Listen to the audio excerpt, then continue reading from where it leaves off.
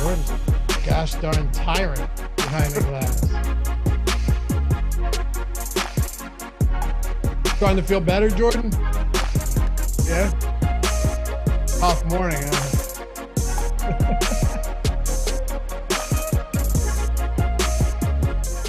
Yo, what is going on, everybody? Welcome to the Stokastic.com NBA Deeper Dive, presented by No House Advantage. Had to get the YouTube to load. I forgot who sponsored the show.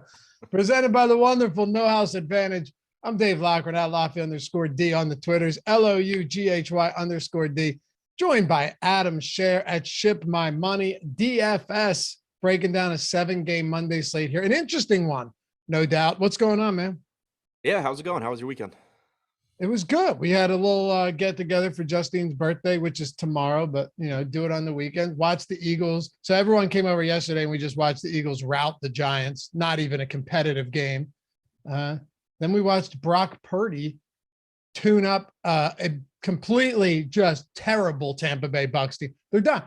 They might not. Could you imagine if they don't actually win their division and it's like Atlanta or Carolina that sneaks in at sub 500? I saw the thing today that I guess Rovell had tweeted out a while ago. Somebody, after the Panthers 1-4 start, somebody laid like $80K to win $5K that the Panthers would miss the postseason, and now they're a game out. What? Oh my God! So laid $80K to win. So the odds, it was to miss the playoffs, just massive favorite before the season started. Yeah, and now they're a game out of first in the division. Wow. Yeah, because the Bucs were supposed to be very good, and the Saints were also supposed to be good enough. So That's crazy. That's amazing. And how about Russell Wilson finally starts to get a groove and then gets his clock cleaned? Did you see that? Not that it's funny. It's just, of course, I didn't watch ironic. Any football. I didn't watch any football yesterday. Did you play? Yeah. How'd you do? Poorly. That's why I didn't watch any football yesterday. All right. Well, a new day, a new slate. That's what's great about DFS is you can have amnesia, put the nonsense in the rearview mirror and move forward on with our lives. 7-game slate. Very happy to have all of you guys with us as always. I already saw some comments in chat doing my work for me, and it's appreciated. Atone for your sins, my friends. Take a single second. Hit that. We're almost over 100 already, but atone for your sins. Help us appease the YouTube overlords. Subscribe to the channel if you haven't done so yet. Help us get to 100K. That's going to be a special day when it happens. And like I said, a thumbs up. Only single second. Move that finger over there. And if you hate this show, hit the thumbs down button twice. We appreciate you for being here regardless. Where can you get this hoodie? I don't know if we still have them. I don't think we do. Maybe there's some type of surplus somewhere. I mean, not gonna lie, dude. The quality. I've only worn it 8 times. The quality. It washed this a couple times, and this baby started peeling. I was But gonna ask because I don't have the hoodie. I have the shirt, but I had the same thing. the hat is great though. Like the hat has held up great for me. The Yeah. snapback. Yeah.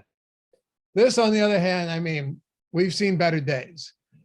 But I don't know. I think you could search merch on the Stokastic store. I wonder if some of it's still up there. It's Yeah, cool I don't looking know. stuff. What's that? I said, yeah, I don't know. I was Me thinking the neither. same thing when I saw it, but I wonder if we like have a surplus of it. Yeah, a little throwback action here. All right. Well, Brian Cotton says shut up and start. So I guess it's time to shut up and start. Thanks, Brian. I needed you to keep us on track here. Real pal. All right. I'd rather do anything else, but I guess you're going to be the adult in the room. Don't do this to me. Don't. I knew it. All right. So it's still out there. I would recommend the hat, for being completely honest. Man of the people here. I would recommend the hat. But yeah, hoodie looks good. Looked good. Jorge with a super chat. Who's the stranger? Who's the stranger? Who is a stranger on Adam's show today? Well, every question. Monday, Adam and I come hang out and talk some basketball. Let's Devin Davis. That's what I want to hear. All right, Brooklyn and Washington. Let's dive into this one. We got 7 games to get to, and then of course we'll turn this over to live before lock. Those guys will take you all the way up to tip off. Brooklyn and Washington. So you got the Brooklyn Nets today. We'll 6-point favorites, 227 total. Really interesting game on a number of fronts, but not so much when it comes to Brooklyn. So you've got no Royce O'Neal, but Claxton's expected back, and then Ben Simmons is going to play. So you'd think where you're losing like a ton of minutes from O'Neal, it might open something up, but it doesn't really look, especially from our ownership projections, like anything's really popping there. Yeah, the Claxton news is going to be big. I do think that O'Neal being out opens up potential for guys like Joe Harris and Seth Curry. Nobody played for the Nets really on Saturday, but in their most recent game, their most recent real game, Claxton was out. You got 32 minutes off the bench for Curry. You got like 30 and a half for Harris. So not that you have to replicate those numbers, but I do think Seth Curry is interesting at 3,700. I have him in for about 28 minutes right now with Claxton in. Might end up moving that down to like 26, but one way or the other, I think that Curry's certainly playable. So is Harris at 4,300. Neither one's pulling a lot of ownership, and I do think that's interesting because there's a lot of ownership coming into some pretty questionable value options tonight. Right now, we don't have great value. That is likely to change. We have a ton of injury news that we're waiting on, but right now we don't have a ton of really good value. So I do like sort of just gambling on, a Seth Curry or a Joe Harris, but that is because they're not popular. If they were more popular, I wouldn't really want to get there. Durant and Irving, clearly the guys that you're going to feel the best about. Irving still only 8,700 on DraftKings, should play 37, 38 minutes. He's going to look good. I think Durant's very difficult to get to on DraftKings at 11K, but he's 10-3 on FanDuel, so I think that's a more appealing price tag. $700 less than DraftKings. It's probably going to be pretty easy to get to him there, and I do like to play on FanDuel. Do you think once he's back long enough, TJ Warren's role expands to a point where he starts to see considerable minutes in this offense? I would think so. It should. Me too. Like, Josh and I were talking about that this morning because TJ Warren played 21 and a half minutes last game. You would think that he probably ends up being either a starter or like the main piece off the bench for this team once he's not limited. That's what I was wondering. Like, does he see 25 minutes tonight with O'Neal? Like, by any chance with O'Neal sideline, does he see an uptick in minutes and goes? I mean, obviously there's a lot of other options on this slate, and it's not like he's minimum salary, but it was just interesting seeing that last game that he played. Yeah, I mean, I went 22, but it's not like it would be shocking if he did play a little bit more. Yeah, only problem is even if he does, you still have still have Irving and Durant. Yeah, and it's not like he's minimum salary either.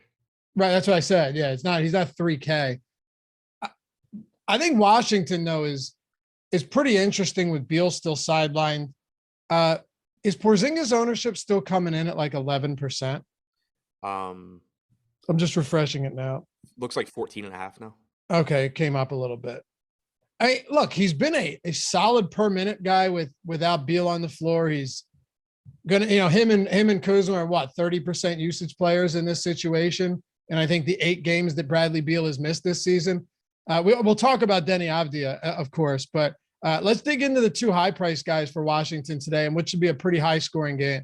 Yeah, it sets up as a good spot for Porzingis. You know, you've seen the playing time trending up as well. Overall, 8 games with Kuzma active and Beal inactive, 1.36 DraftKings points per minute, 30.5% usage rate, 33.2 minutes per game for Porzingis. But you've seen in games recently where he is able to avoid foul trouble that he can play 36, 37 minutes. So I think projecting him around 34 makes sense, but certainly upside for him to play more. And similarly, with Kuzma, he's averaging about 36 minutes per game over his last 10. He's averaged 35.5 minutes per game in the games that he's played without Beal, just shy of a 30% usage rate in those games, 1.1 DraftKings points per minute. So it makes both of them look pretty good, even with their salary starting to rise.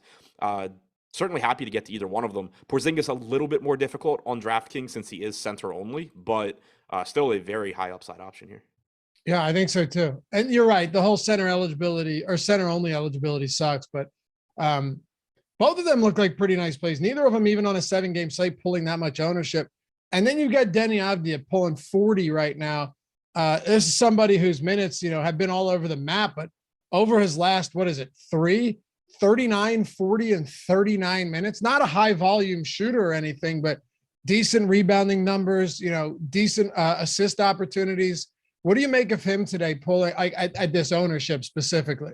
I still think he's a good play at this ownership. And it feels disgusting playing Deni Avdija at 40% ownership. But with the way things look right now, there's just not a lot of good value. So it's going to make it really, really easy to just fit him into lineups. If you get Ja Morant ruled out and Steven Adams ruled out and, other guys start getting ruled out to, Capella. For Atlanta, that's a big one.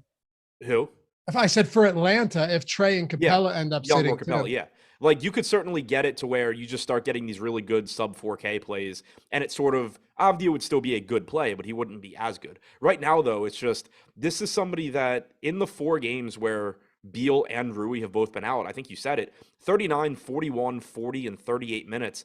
And he's not a high volume guy, like you said. He's not an efficient scorer, but in some ways it makes me feel better about him. Clearly I would prefer to be talking about somebody with a 25% usage rate, but for the season, Avdija's averaged 0.83 DraftKings points per minute on 15.5% usage with a sub 50% true shooting percentage. He gets it done with some defensive stats. He can rebound, he can get assists. So it sort of makes me feel better in the sense that he typically doesn't make shots or take a lot of shots, and he still averages over 0.8 fantasy points per minute.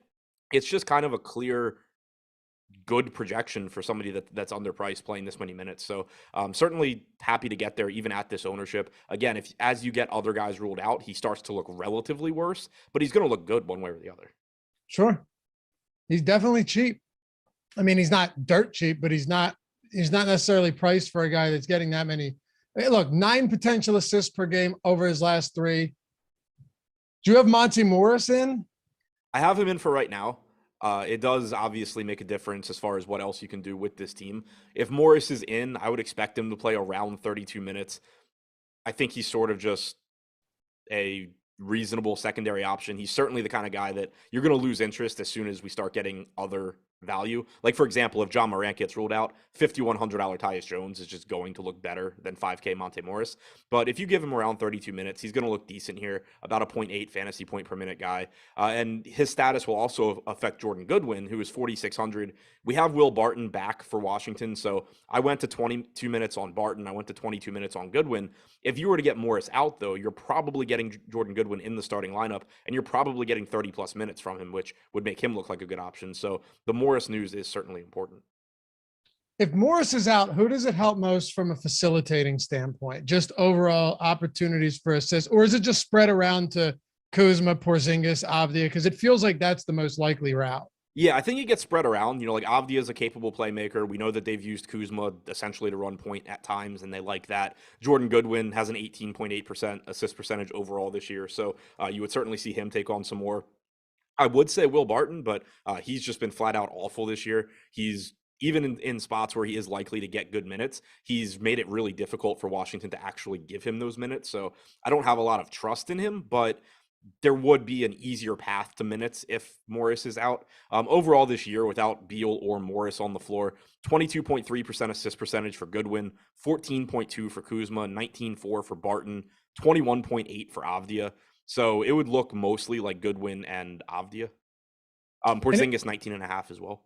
That's what I was saying. Even Porzingis just had decent opportunities without these guys on the floor. Anybody else you want to talk about for Washington? Definitely a team that has we should have a good amount of interest in today, and not just in Denny Avdija. Yeah, the only other thing I would mention is Daniel Gafford at 3,300. He was pulling ownership this morning, and me and Josh both thought it was weird, and now he's not pulling ownership, which makes a lot more sense. They have used him alongside Porzingis a little bit recently. They didn't at all in the last game, and I don't expect them to tonight unless we get multiple people ruled out. But this isn't a big front court in Brooklyn where they play, like two bigs alongside each other. And if you have Anthony Gill in, if you have Morris in, you have Barton back, you're not really missing those wings like you were before. So I think at least the way things look right now, Gafford's back to just being that guy where if Porzingis happens to get in foul trouble, then great. Gafford's going to have a good game, but I think you kind of need that Porzingis foul trouble. All right, let's keep it. Well, by the way, we're going to crush 500 likes today. How about that, Adam? We're going to crush 500 likes by 540. Pretty exciting stuff, huh? Yeah, thrilling. I know you're excited about it more than anyone. I mean, I think you should make a plea to the people to hit the thumbs up button and see how it goes. No, you don't want to waste it on a show where it's actually going well. You have to save those for you have to save it for when you forget to ask, because the people listen the 2 times I've ever done it. It's true. You're saying you don't want to spoil something that's like our ace in the hole? Yeah, exactly. It's the breaking case of emergency. You don't want to just do it when it's. I got you. All right. Fair enough. Let's talk about Miami and Indiana here. Miami Heat on the road, coming into this one, small favorites, 3 points, 3.5 points, 228.5 total. Everybody listed on the injury report, but everyone essentially is expected to play here. There's nobody I'm missing, right? Everyone questionable, but actually probable and very likely to play, right? Yeah, Dedmon's actually questionable, but also who cares? It's Jovic. Right. I'm talking about actually Jovic is on whatever. Jovic is in the G League, but it doesn't matter. Yeah, I'm talking about the guys that actually, make a considerable difference here. So the reason I ask you that is because if in fact everybody does play, how much interest are we getting in Miami today? And of course, it's against an Indy team. I don't mean to belabor the point here, but it's against an Indy team. It isn't too often that you're getting a Miami Heat game that has a total of nearly 230 points. Yeah, I think they're actually a pretty appealing team anyway. Clearly, they'd be more appealing if Jimmy Butler got ruled out or something like that. But Tyler Hero this year, 11 games where Adebayo, Hero, Lowry, and Jimmy Butler have all played together. 1.09 DraftKings points per minute, 32 minutes per game. But we've seen that playing time come up recently. No Gabe Vincent does help that, because Vincent is a body that's typically in the rotation that essentially, or that isn't there now and hasn't really been replaced. You've just gotten more playing time from all the main pieces. So I expect 36 plus minutes from Hero today, assuming this game's competitive. Same goes for Lowry. Bam, averages 35 to 36. Butler's played a little bit less recently, but I do expect mid-30s from him as well. So all of these guys look at least reasonable, but to me, Hero and Bam are the ones I like the most. Hero, 8K on DraftKings, 7,700 on FanDuel, so a really good price tag on him on FanDuel. 8,200 on DraftKings for Adebayo.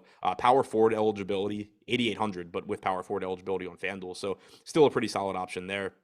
But Hero, across both sites, I think looks really, really good. The other part that is interesting, and it's kind of site dependent, Oladipo is 4K on FanDuel. He's 4,500 on DraftKings. He played 23.5 minutes last game, which is obviously good to see. He's getting a bunch of ownership on FanDuel. He's not getting much on DraftKings. There are two main concerns with Oladipo. One is exactly how many minutes does he play, because just because he played 23.5 last game doesn't mean he has to play 24 or so here. But the other is that he hasn't been very good for a while. So far this year, only averaging about 0.7 fantasy points per minute. So you do run the risk of, even if you get those minutes, you're playing somebody on FanDuel at 20% ownership that kind of sucks.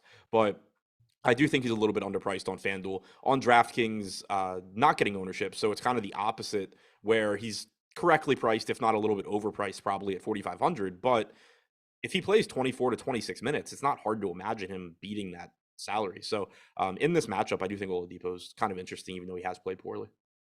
There was no more effective way to piss Josh off last year than for people in chat to say that Oladipo was good.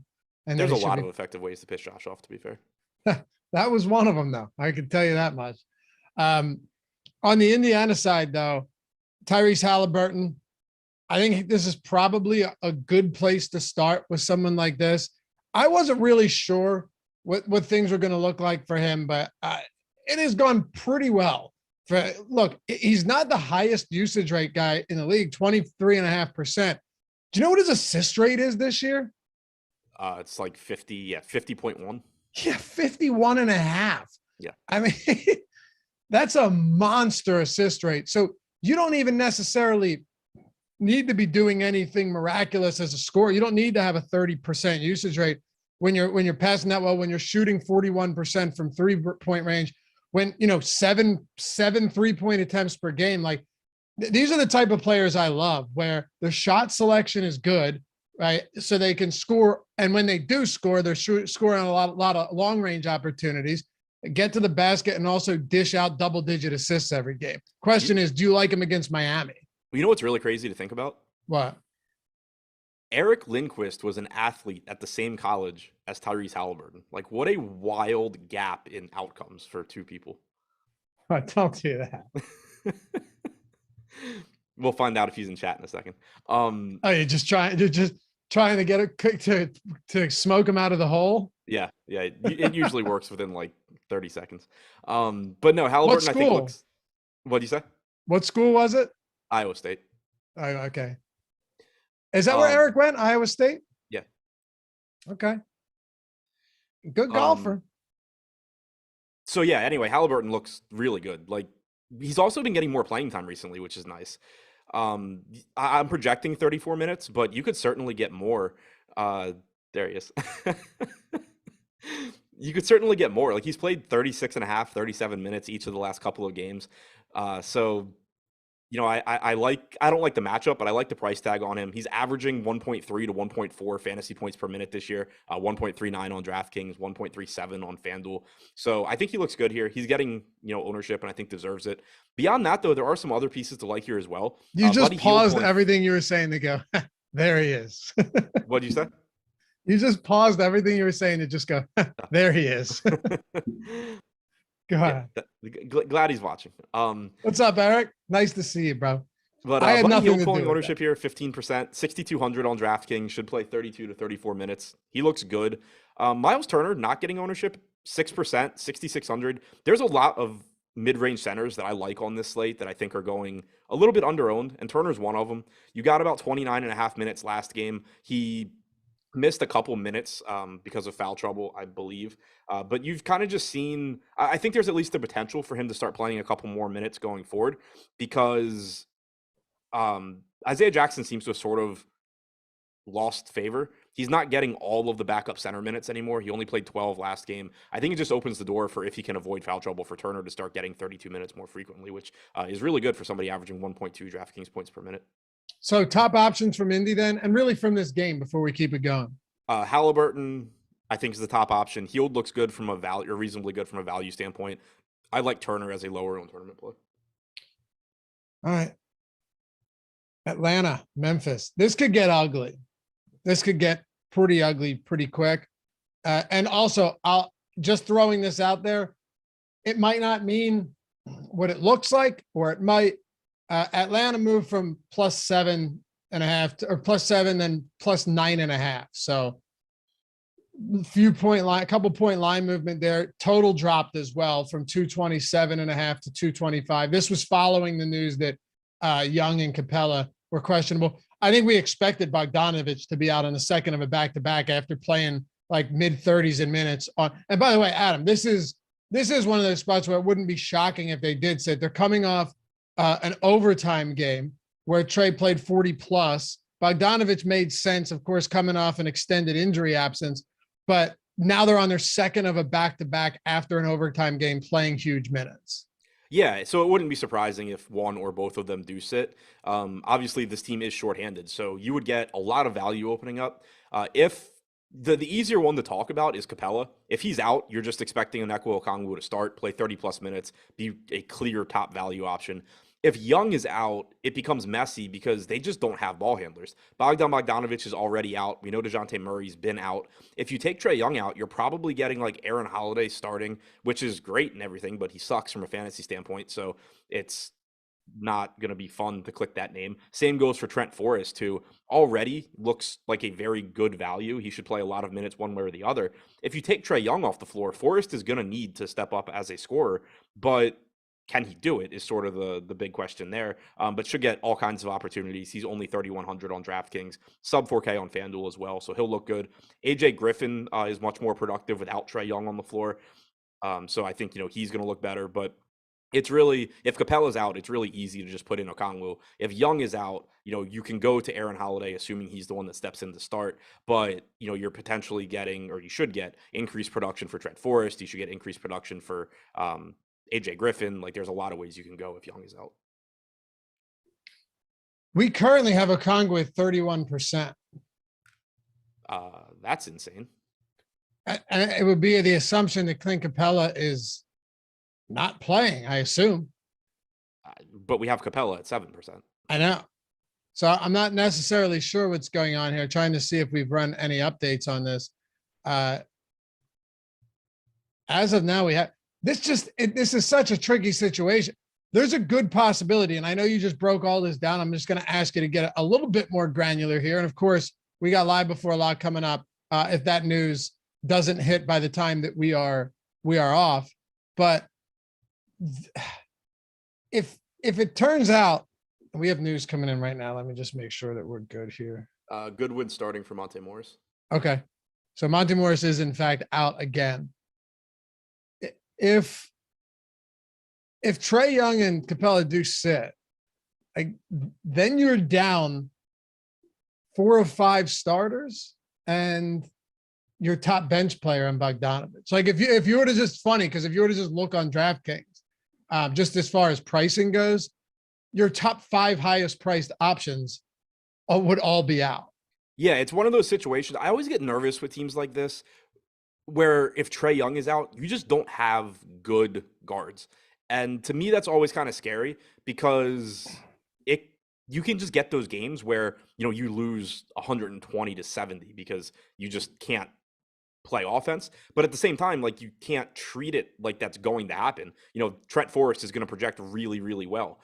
Without Trae Young or DeJounte Murray on the floor since the start of last season, still not much of a sample size for most of these guys, but AJ Griffin, 53 minutes, 1.3 DraftKings points per minute. Aaron Holiday, 62 minutes, 1 fantasy point per minute. Like, both of those are going to come down, but clearly they've had some success. Trent Forrest at 0.86 DraftKings points per minute in 30 minutes. So it's really difficult to even have a good feel for what any of these guys are going to do.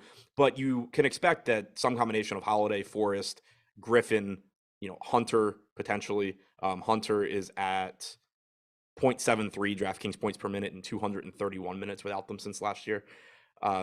You're going to need those guys to step up. It's just a matter of they're not very good, and can they? And it becomes risky. Somebody in chat mentioned Jared Culver. He certainly also, if Young is out, could step into a bigger role. He's capable of handling the ball, which they sorely need in that situation. So I do think you would see him step up into some minutes as well and be somebody that, potentially can get there in tournaments.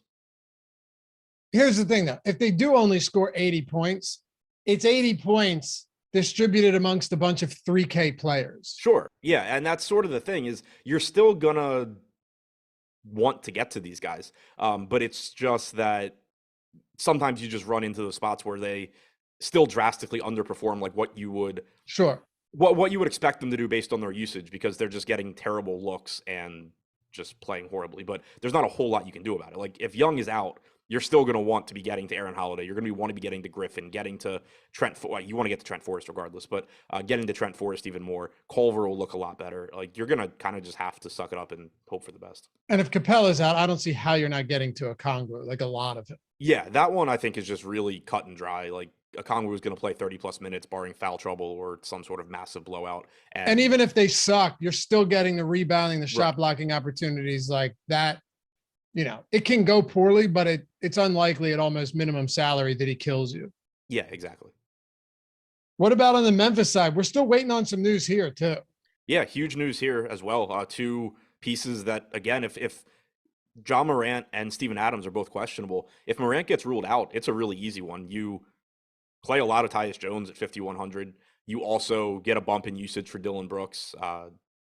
That doesn't always equate to fantasy points, but you get a bump in usage for Brooks. You'll get a bump in usage for Jackson. And then similarly with Adams, if he's out, you just plug in Brandon Clark. And I think that one's really easy to do. Power forward, center eligible, should play around 30 minutes if he gets the start. I've mentioned it before when we get Steven Adams questionable. I know people got burned the other day because Brandon Clark was 30% owned with Jaren Jackson out. But Steven Adams is the guy that impacts Brandon Clark. So don't shy away from it because of how that slate went. If Steven Adams is out, assuming that Clark gets the start at center, treat him like he's going to play upper 20s, low 30s in minutes and be one of the best values on the slate. All right. If Ja play, let me dig into this a little bit more with you. If Ja plays, he's 10-6, but of course he's, one of the preeminent players in the league. If he plays and everybody for Atlanta is out, I mean, how concerned are you about paying a premium for him in a spot where they're going to be monster favorites against legitimate, not all back of the bench players, but an entire lineup of bench players? I mean, I'd be concerned about it, but I also would still play him because the thing is, he might play 3 quarters and just still smash and because dominate he's playing against guys that aren't NBA players. So he's still going to look really good if he's in. He's averaging about 33 minutes per game in these games without Desmond Bane. Maybe you go to 31 or 32, but he's still going to project really well. You have Memphis right now with a 118 implied total. So I'm still going to want to get there. He is priced up a bit, also, but I'm going to want to get there. And it kind of, to me, it mostly is going to come out in the wash. The chances of it being a blowout increase, but also the chances of Morant just doing ridiculous shit while he's on the floor increase. Anything else you want to get to for Memphis here? Jaren Jackson to me is interesting. His usage rate clearly is going to look better if Morant is out, but he's been extremely productive in these games with Morant and without Bane. He's averaging 1.4 FanDuel points per minute, around 1.3 or 1.35 DraftKings points per minute. You are slowly seeing his playing time creep up as well. So at 7,100, I wouldn't say he's underpriced, but I do think there's a massive ceiling for him, if he's able to avoid foul trouble and you can actually get those 28, 29 minutes. All right. 3 down, 4 to go. Got through some interesting ones. Before we get to OKC and Dallas, shout out to our sponsor, No House Advantage. Jordan, let me know where we're at on that. I got a sneeze coming on. It's right here. And this is good time to do a read, but we'll power through. No House Advantage, sponsor of the Deeper Dive, baby. If you haven't checked them out yet, the link's in the description and in chat to get a $50 first match deposit bonus. Also, even if you're not a premium sub over at Stokastic, all of our tools are free. The Stokastic or the No House Advantage optimal lineup tool, the player prop projections, all these created by Alex Baker, by Awesemo himself. You remember him, right? Yeah, you remember Awesemo himself. Still doing his thing, still creating great tools, specifically now for No House, not specifically, but these are specific to No House Advantage. All you're doing is building lineups. No salary cap, none of that, just player props. All the information, all the research that you do throughout the day is 100% applicable if it's for DraftKings, it's applicable to No House Advantage. And there's no learning curve. You're just taking the players you like most. The ones you like the most go at the top, they get the most points. The ones you like the least go at the bottom, they get the fewest points. Kind of like a showdown format, except it's scaled or tiered. And you're playing against everybody else. Solid prize pools. The biggest thing though, Matt, where's the overlay at right now for tonight's contest? 35% filled with an hour and a half to go. And at this point, this is intentional. They're intentionally doing this. They're a pretty new site. They want to get you guys over there to try out the product. In order to do so, they go, okay, $50 first match deposit bonus, overlay, check this out, and we hope you stick around. So if you haven't done it, use the link. And you can play against the house if you want as well. Hit all your picks and 21x your entry. A lot of different ways to do it to make money over there. And no better place to take advantage of overlay right now than No House Advantage, sponsor of the Deeper Dive. Like I said, link in the description, link is in chat. All right. OKC and Dallas.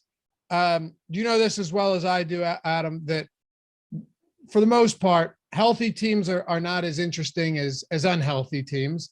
They're pretty healthy in OKC.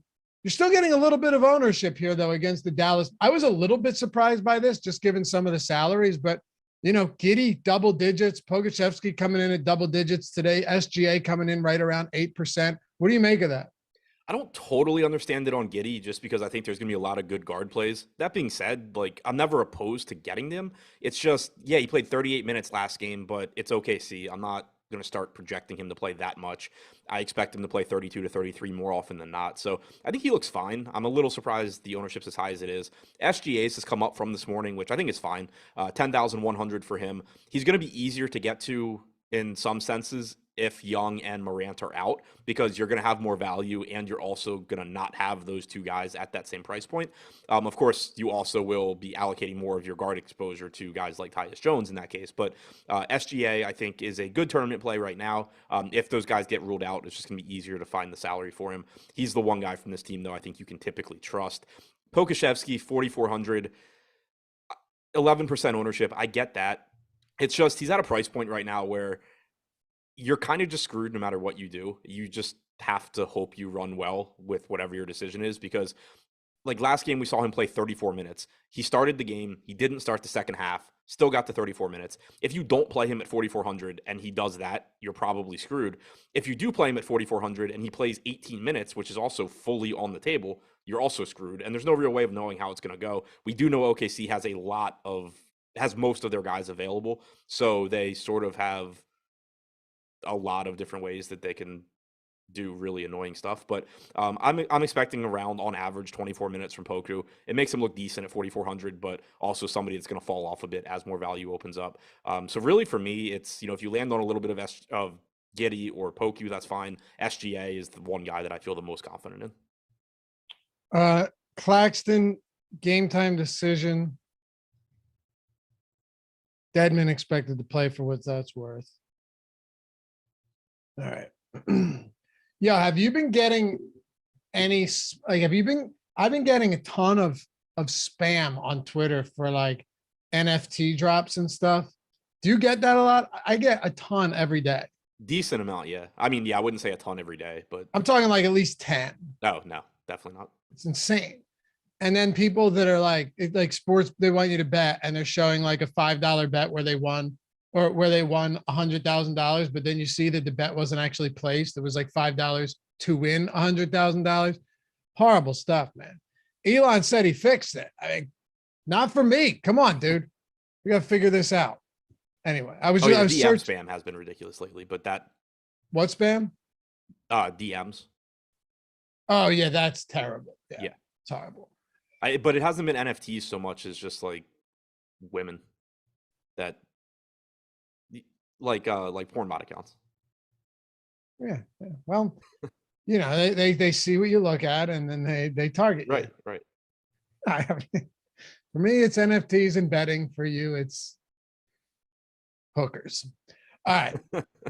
Talk to me about Dallas here on the Mavs side. You've got Luka 12. I mean, Luka, if you're playing Luka, how about that? Do you think Luka's ownership is going to come up a decent amount if Trey and Capella end up being ruled out? Yeah, I do. It's kind of similar to what I was just saying with SGA, where on the one hand, it'll be difficult because like you're just going to be allocating more exposure to guys like Tyus Jones and everything.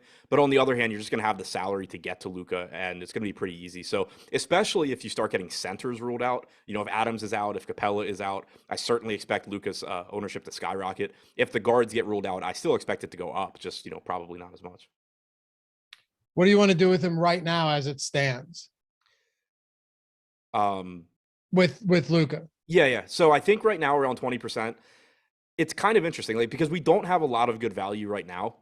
So I think it's still pretty easy to get to him. Like if I look at my top projected lineup, it gets to Luka and it's just using, like a $3,100 Trent Forrest and, cheap pieces that I don't feel great about. It's easy enough to get there. The thing right now that concerns me is, do I really want to just be playing a super popular Trent Forrest so that I can also play a super popular Luka and kind of have the same like roster build as a lot of people? Or would I rather upgrade from Trent Forrest, hope he scores 20 fantasy points and, be getting to like the Ja Morant, Trae Young, SGA type guys, That's typically the route that I've been taking lately. But again, as you start getting guys ruled out, that's going to become less appealing. Luke is clearly, the top projected guy on the slate. So going to want to get there if you can, particularly if you start getting other options outside of, the same handful of guys that everybody else is going to play.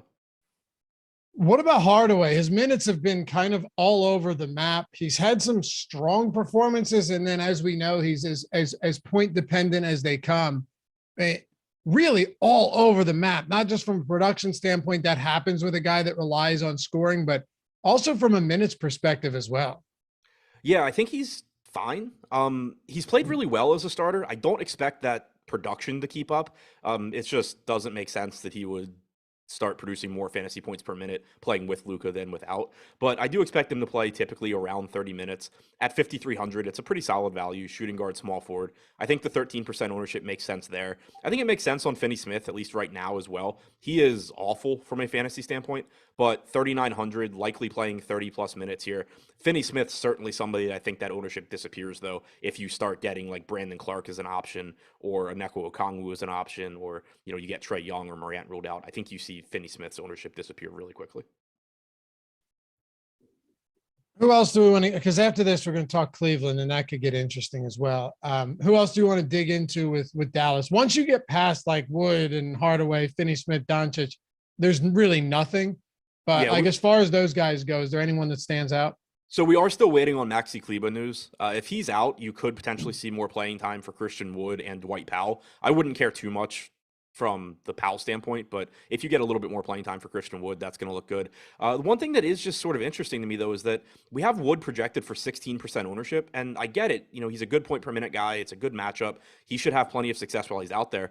I just don't really know why he's pulling more ownership, substantially more ownership, than somebody like Miles Turner, who we already talked about at 6,600, Jared Allen for $100 more. I'm just not really sure why Christian Wood's the guy getting the ownership in that range. Yeah, fair enough. Super chat from Keith Dorman.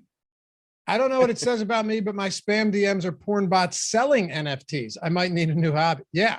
Well, that's the thing. Like the NFTs, they'll tweet at you. The porn bots, they DM you because they got to keep it discreet. Like the only way they can get the fish, you only get fish on here, get fish on the hook, is to see if you'll take the bait on a DM, because you're not gonna chat back and forth on the public feed, right, Adam? I mean, I don't chat back and forth in the DMs either, but no, I would be more likely, I guess. No, I mean, listen, of course you don't. We wouldn't know anyway. Thanks, Keith. All right. Cleveland, 9.5-point favorites. Do you have Mitchell in? Yes. Okay. And Kevin Love, I assume you also have in. Do you think there's a decent chance that we might not see Mitchell, though, or do you think it's pretty likely that he plays? I think it's pretty likely he plays. Him and Love both went through shoot around, so I'm just basing it on that.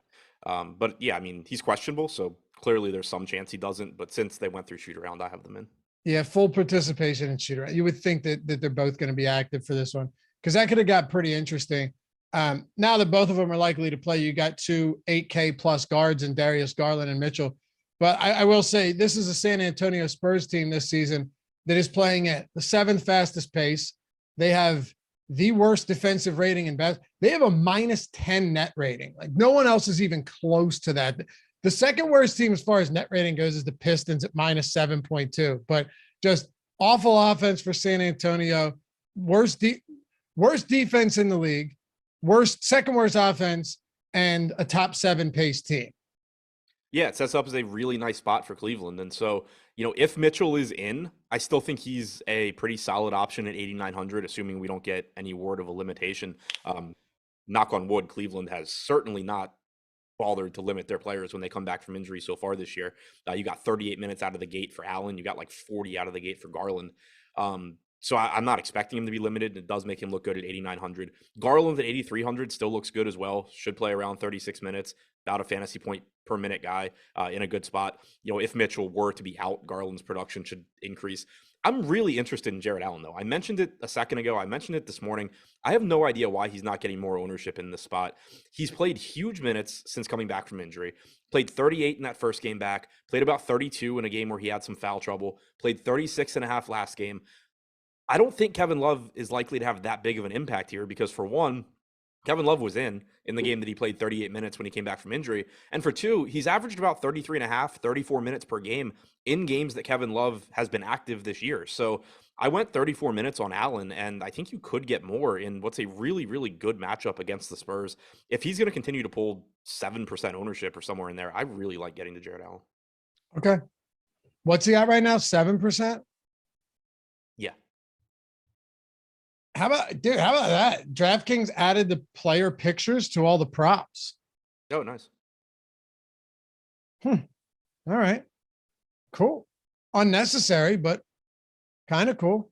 Makes no difference whatsoever. It's so small. Looks kind of neat though. All right. Well, we got 15 minutes to go here. Making good time. San Antonio Spurs. Let's get into this one. Keldon Johnson too became questionable this afternoon, like later this afternoon, dealing with a stomach illness. If he ends up sitting, I mean, things get, I won't even say dire because I mean, this is already a bad team tied for last in the Western Conference with the Rockets. I already just told you how bad, we already knew how bad they are, but like Jakob Poeltl's already out. Bates Diop is out. Sohan is questionable, but Keldon Johnson, that questionable, especially mid-afternoon, that's always a red flag. Yeah, for sure. And it's a big deal too, because if he's out, you're taking a lot of usage away. You're also taking a pretty decent rebounder away. So I think Zach Collins would actually look a little bit better in that regard as well. Curious to see what they do with the starting lineup too. Devin Vassell came off the bench last game. We saw them do that with him previously when he had missed some time. I have him projected to start and play 32 minutes here, but certainly, would change that if he doesn't start. But his usage rate should increase if Johnson is out. Same goes for Trey Jones. Assuming Johnson is in, I think he's okay at 7,800, but there's a lot of guys I would rather get to. To me right now, the most interesting part of this team is the front court with Zach Collins and Charles Bassey. Collins is pulling 12% ownership. Bassey's pulling 5%. It's likely you're going to get 48 minutes from these guys. We've seen Zach Collins deal with some foul trouble and injuries in the games that he started in place of Poeltl, but we saw him get 30 minutes last game, and I've thought that he was likely to get 28 minutes or so in games where he can avoid foul trouble ever since he moved into the starting lineup in place of Poeltl. So I think if you project around 28 minutes to Collins and you project around 20 to Bassey, it actually makes both of them look pretty good. And I don't want to play them in the same lineup, but I think they both offer some value here at pretty low ownership, especially if, again, if other value doesn't open up. Like if Capella gets ruled out, clearly you're playing Onyeka Okongwu ahead of Charles Bassey. Same goes for if Adams gets ruled out with Clark. But if those guys were to be in and Trae Young plays and, you just don't get all of this potential value, I think Charles Bassey should be getting more than 5% ownership. The guy is a solid per minute guy. Yeah. And I think Collins should probably be getting more than 12, at least. At worst, he's, I think, correctly owned at 5,100. It is a brutal matchup against Cleveland. Yeah, it stinks, particularly in that front court. Yeah, it's not good at all. But how comfortable, how much exposure would you be comfortable with to Bassey? Assuming Capella's in. Yeah, I mean, whatever shows up. Yeah. All right. I mean, look, so Des said players are soft. Maybe, but if you're risking like shitting through your shorts in this game and you're Keldon Johnson, you're sitting down. Like I think I would much rather play through the flu than disgrace myself for the rest of my life. Wouldn't you? You mean sit out for the flu? No, I'm saying if it was the flu or a stomach ailment. Oh, I see what you're saying. Okay. Yeah. I would rather play through the flu and be horrible because it's like, he had the flu. It's a bad game. You don't have diarrhea, at the free throw line. I was going to say, like, forget about it. You can physically play through the flu. Right. But I'm saying, even if I couldn't, I would rather collapse at half court. Oh, sure. Yeah. Would you not? No, I agree with you. Yeah. Or just take like 7 Imodium and go out there and hope that it works ahead of time if you're dealing with what Keldon Johnson has right now. But who knows? Maybe he's cleared out. We'll see. That would be so bad, though. All right. Anything else for the Spurs you want to get to? I think we hit on most of it. Nah. Let's talk about Minnesota and Portland then. We know that Cat's going to be out or has been out for an extended period of time. Talking about the top of the ownership right now, though, Kyle Anderson, 36%, Rudy Gobert, 22%, D'Angelo Russell, 17%, Jaden McDaniels, 15%, Jalen Noel. Those are using Stokastic's ownership projections, by the way. 3 free days to all of our NBA tools, everything across the board, including our brand new lineup generator. Link in the description. And Jordan, throw that in the chat as well. No strings attached. If you hate it, you can bounce. But check it out with our premium Discord. What do you make of Minnesota pulling all this ownership today against the Blazers? I get it. I think some of it is a little bit aggressive. So Kyle Anderson is one where right now he's kind of like Denny Avdia. He looks really, really good. He's played huge minutes in the last couple of games that he has started with Cat out. He's still 5,200, so he makes a lot of sense. He's getting 36% ownership. I don't really have any issue with that. I have him in for 34 minutes here, but certainly could play more. D'Angelo Russell, I think, looks very good. He's 7,500. No Jordan McLaughlin, so you don't have the backup point guard, which has made a big difference for him this year. He's averaged about 30 minutes per game with him in. He's averaged about 33 and a half, 34 minutes with him out. So, and then you get the increased production with Cat out as well. So I think it makes Russell look really good. Jaden McDaniels, 4,200, should give you around 30 minutes or so. I understand why he's getting 15% ownership. Jalen Noel getting 10% is kind of dicey. We've seen 2 games in a row where he just hasn't played as many minutes as you would expect. Austin Rivers has been playing a bit more. That doesn't mean it has to translate to today, but it is risky. Like, you're talking about somebody that played 16 minutes last game.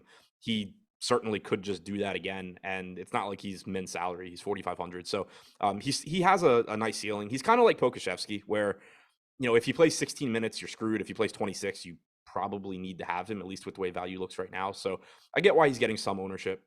The 2 spots that are really interesting to me ownership wise are Rudy Gobert pulling 22% ownership and Edwards pulling 6%. Gobert, I think, is a very good play. He projects well at 7,200. You've gotten like 36 plus minutes in the last couple of games. I just don't know why he's getting so much more ownership than other guys in this range. It's kind of like Christian Wood, where I think they're good plays. I just don't think that he's 4 times better than Jared, or 3 times better than Jared Allen, or 4 times better than Capella if he plays, or, you know, twice as good as Zach Collins at, you know, $2,000 less expensive. So I think Gobert is going a little bit over-owned. You do have to just keep in mind that even if they want to play him 36 minutes, foul risk is a thing. Blowouts are a thing, you know, not that you're projecting them to happen, but that's why the average playing time is just going to be a little bit lower, you know. So I'm at 34 minutes on Gobert as well. So he looks good. I just think he's going a little bit over-owned relative to those other guys. And then with Anthony Edwards, just not really getting ownership, averaging basically 1.25 fantasy points per minute without Karl Anthony Towns should give you 35, 36 minutes here at 9,400. Shooting guard, small forward eligible. I don't think he's a priority in the sense that, like, he shouldn't be one of your highest owned guys, but I just find it interesting that he's barely getting ownership when everybody else on Minnesota is getting a ton. All right. We had a super chat from Cedric Phillips. By the way, we are 13 likes away from 500. We'll consider the book closed on that. Appreciate you guys. I know we'll get there in the next 8 minutes. Cedric Phillips, Adam. Shat myself in an amateur wrestling match in high school. Tough scene. Take the night off, Kelvin. Now, let me ask you something. It's bad for Cedric. I feel like it's pretty bad for the opponent too. I think it just sucks for everybody involved. Yeah. Yeah, I mean, if you're in the audience, I would probably feel pretty bad. You'd be laughing, no doubt. You'd get a real kick out of that. If I was in the audience? Yeah. Yeah, it would be pretty entertaining. Would you rather be Cedric Phillips, or would you rather be the opponent if Cedric Phillips put him in, I don't know, wrestling term, like a wrestling move where he locked his head between his legs? He's like north-south when it happens. I guess that's rough. That's a tough question, right? I'd probably rather be the opponent still, because that's like 5 minutes of misery. And then versus like a lifetime of senior and like torture. on your way out of high school, so you would never have to see these people again. Oh, let's say it was like his sophomore year.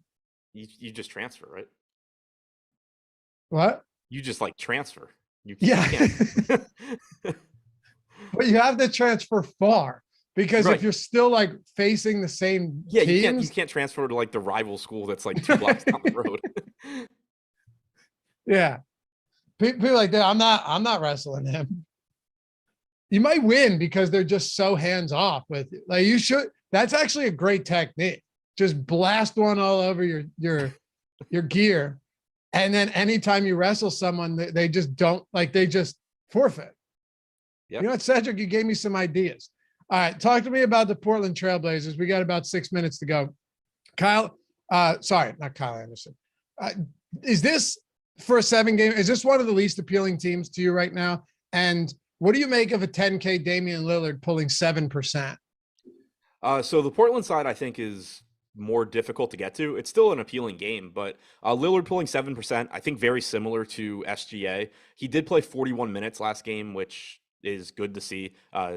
Nice to know that, you are going to start getting those games out of him again.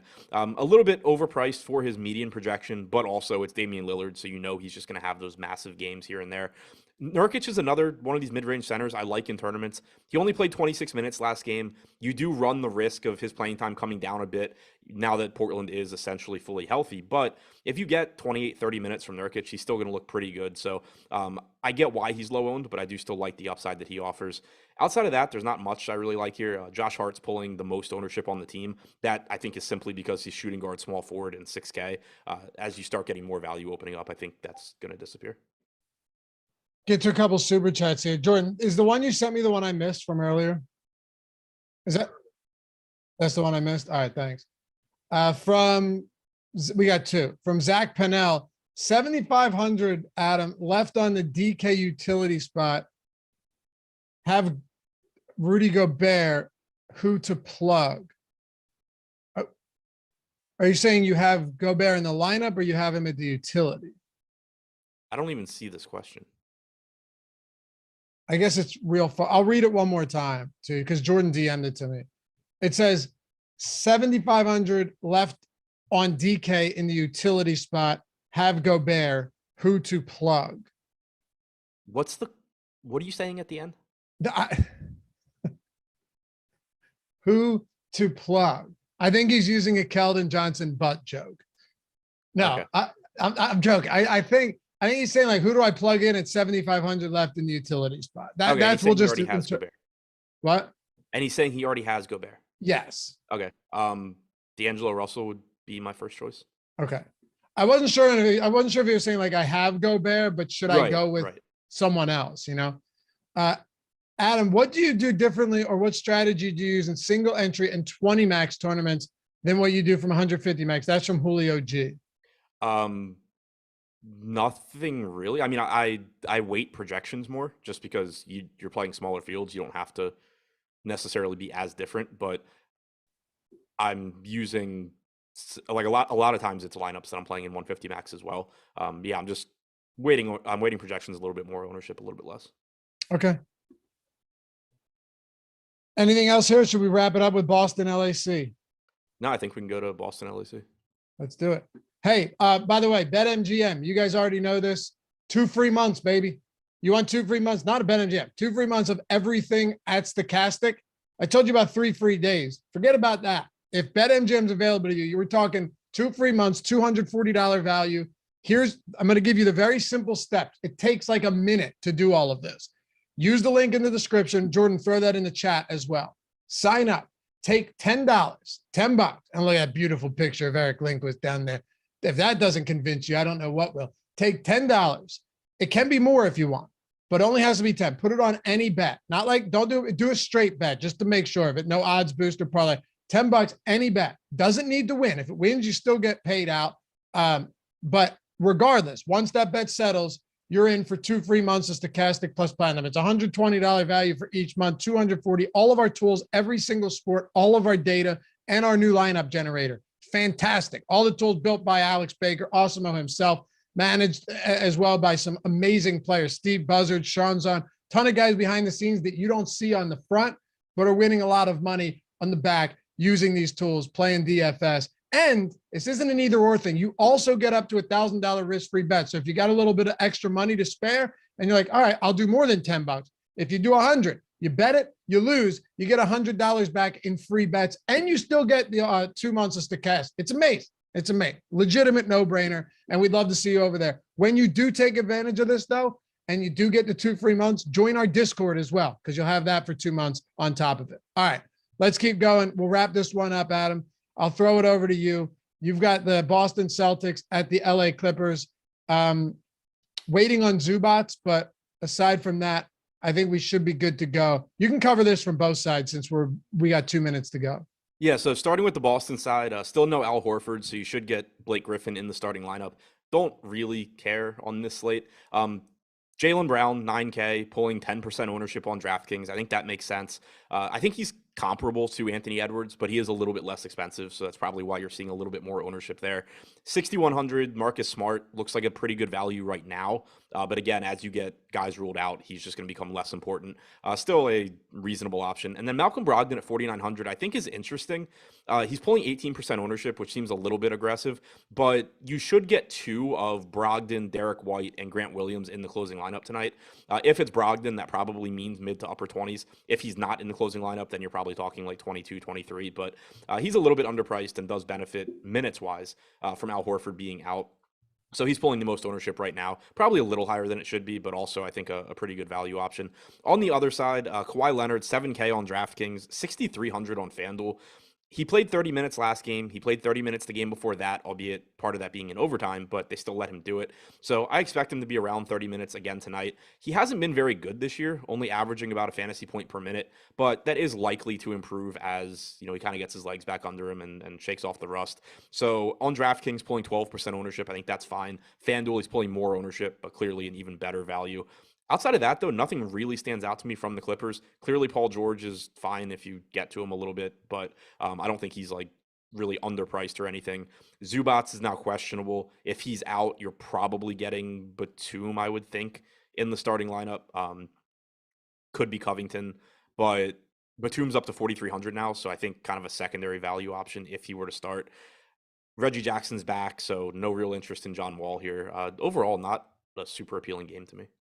All right. Hey, Courtney Crump, let's close it out with a super chat. And by the way, you can follow Adam at Ship My Money DFS, Mialapi_D. Shout out to Jordan Klein behind. Give him all a wave, Jordan. Let him see that. Let him see that purdy face. Yeah, come on now. Everyone's love to see who's the man working the controls behind here. You have to now. You have to. Oh, he's so full of shit, dude. Every single time. Courtney Crump. Adam, love your DFS mind. Thanks for the insight and bankroll. Playing 20 max. Do I keep lines produced to 20 lines or run 150 and take the best 20? I would run more and take the best, but that's what I do in general anyway. Like I typically build like 1,500 lineups for 150 max and just play what I think are my top 150. So for 20 max, I'm playing like a subset of those. I think anytime though that you can build more lineups and then sort of narrow them down based on different metrics, then you're probably going to be better off. It's Eric Lindquist. It's Greg Ehrenberg coming up next. Appreciate you guys watching. Oh, you did do it. I knew you had that set. You're such a liar, dude. 587. So we're crossing 600 by the time we say goodbye. Thanks, guys. As always, good luck tonight. See you back here tomorrow for the deeper dive. Live before lock coming up right now. Peace.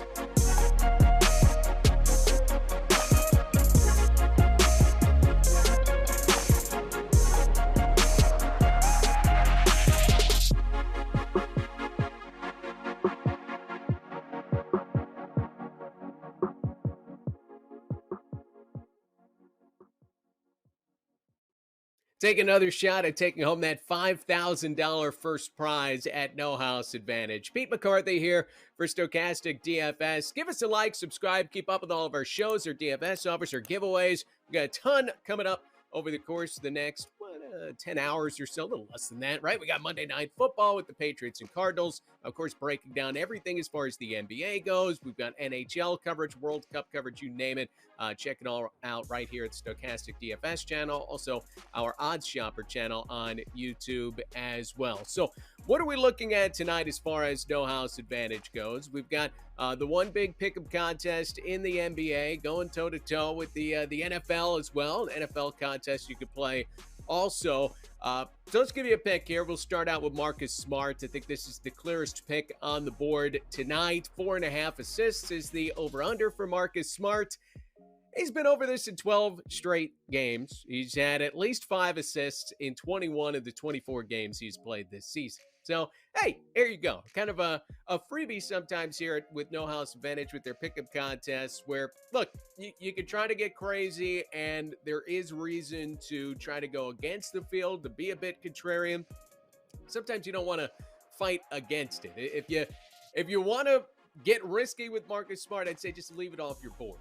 You don't have to take the under on Marcus Smart assists tonight and try to be super cute. If you leave it off, you're probably going to be one of, 25% to do so, which will give you a better chance of getting there. But look, when you have something like this on the board, we're not talking about some bench player or unproven player. We're talking about a guy that we know is going to play a lot of minutes tonight for the Celtics. We know he has consistently gotten to 5 assists all year. The projections have him 92% over on this number. Sometimes you just take the chalk and you eat it. You try to get a little different somewhere else. You got 10 spots to do it if you haven't played these pickup contests in No House Advantage. Basically a confidence pool. 10 points for what you're most confident in, down to 9, all the way down to 1. Marcus Smart is one you can put in those 10-point, 9-point spots tonight. Looking at his teammate Derek White, we can go under on him. 19.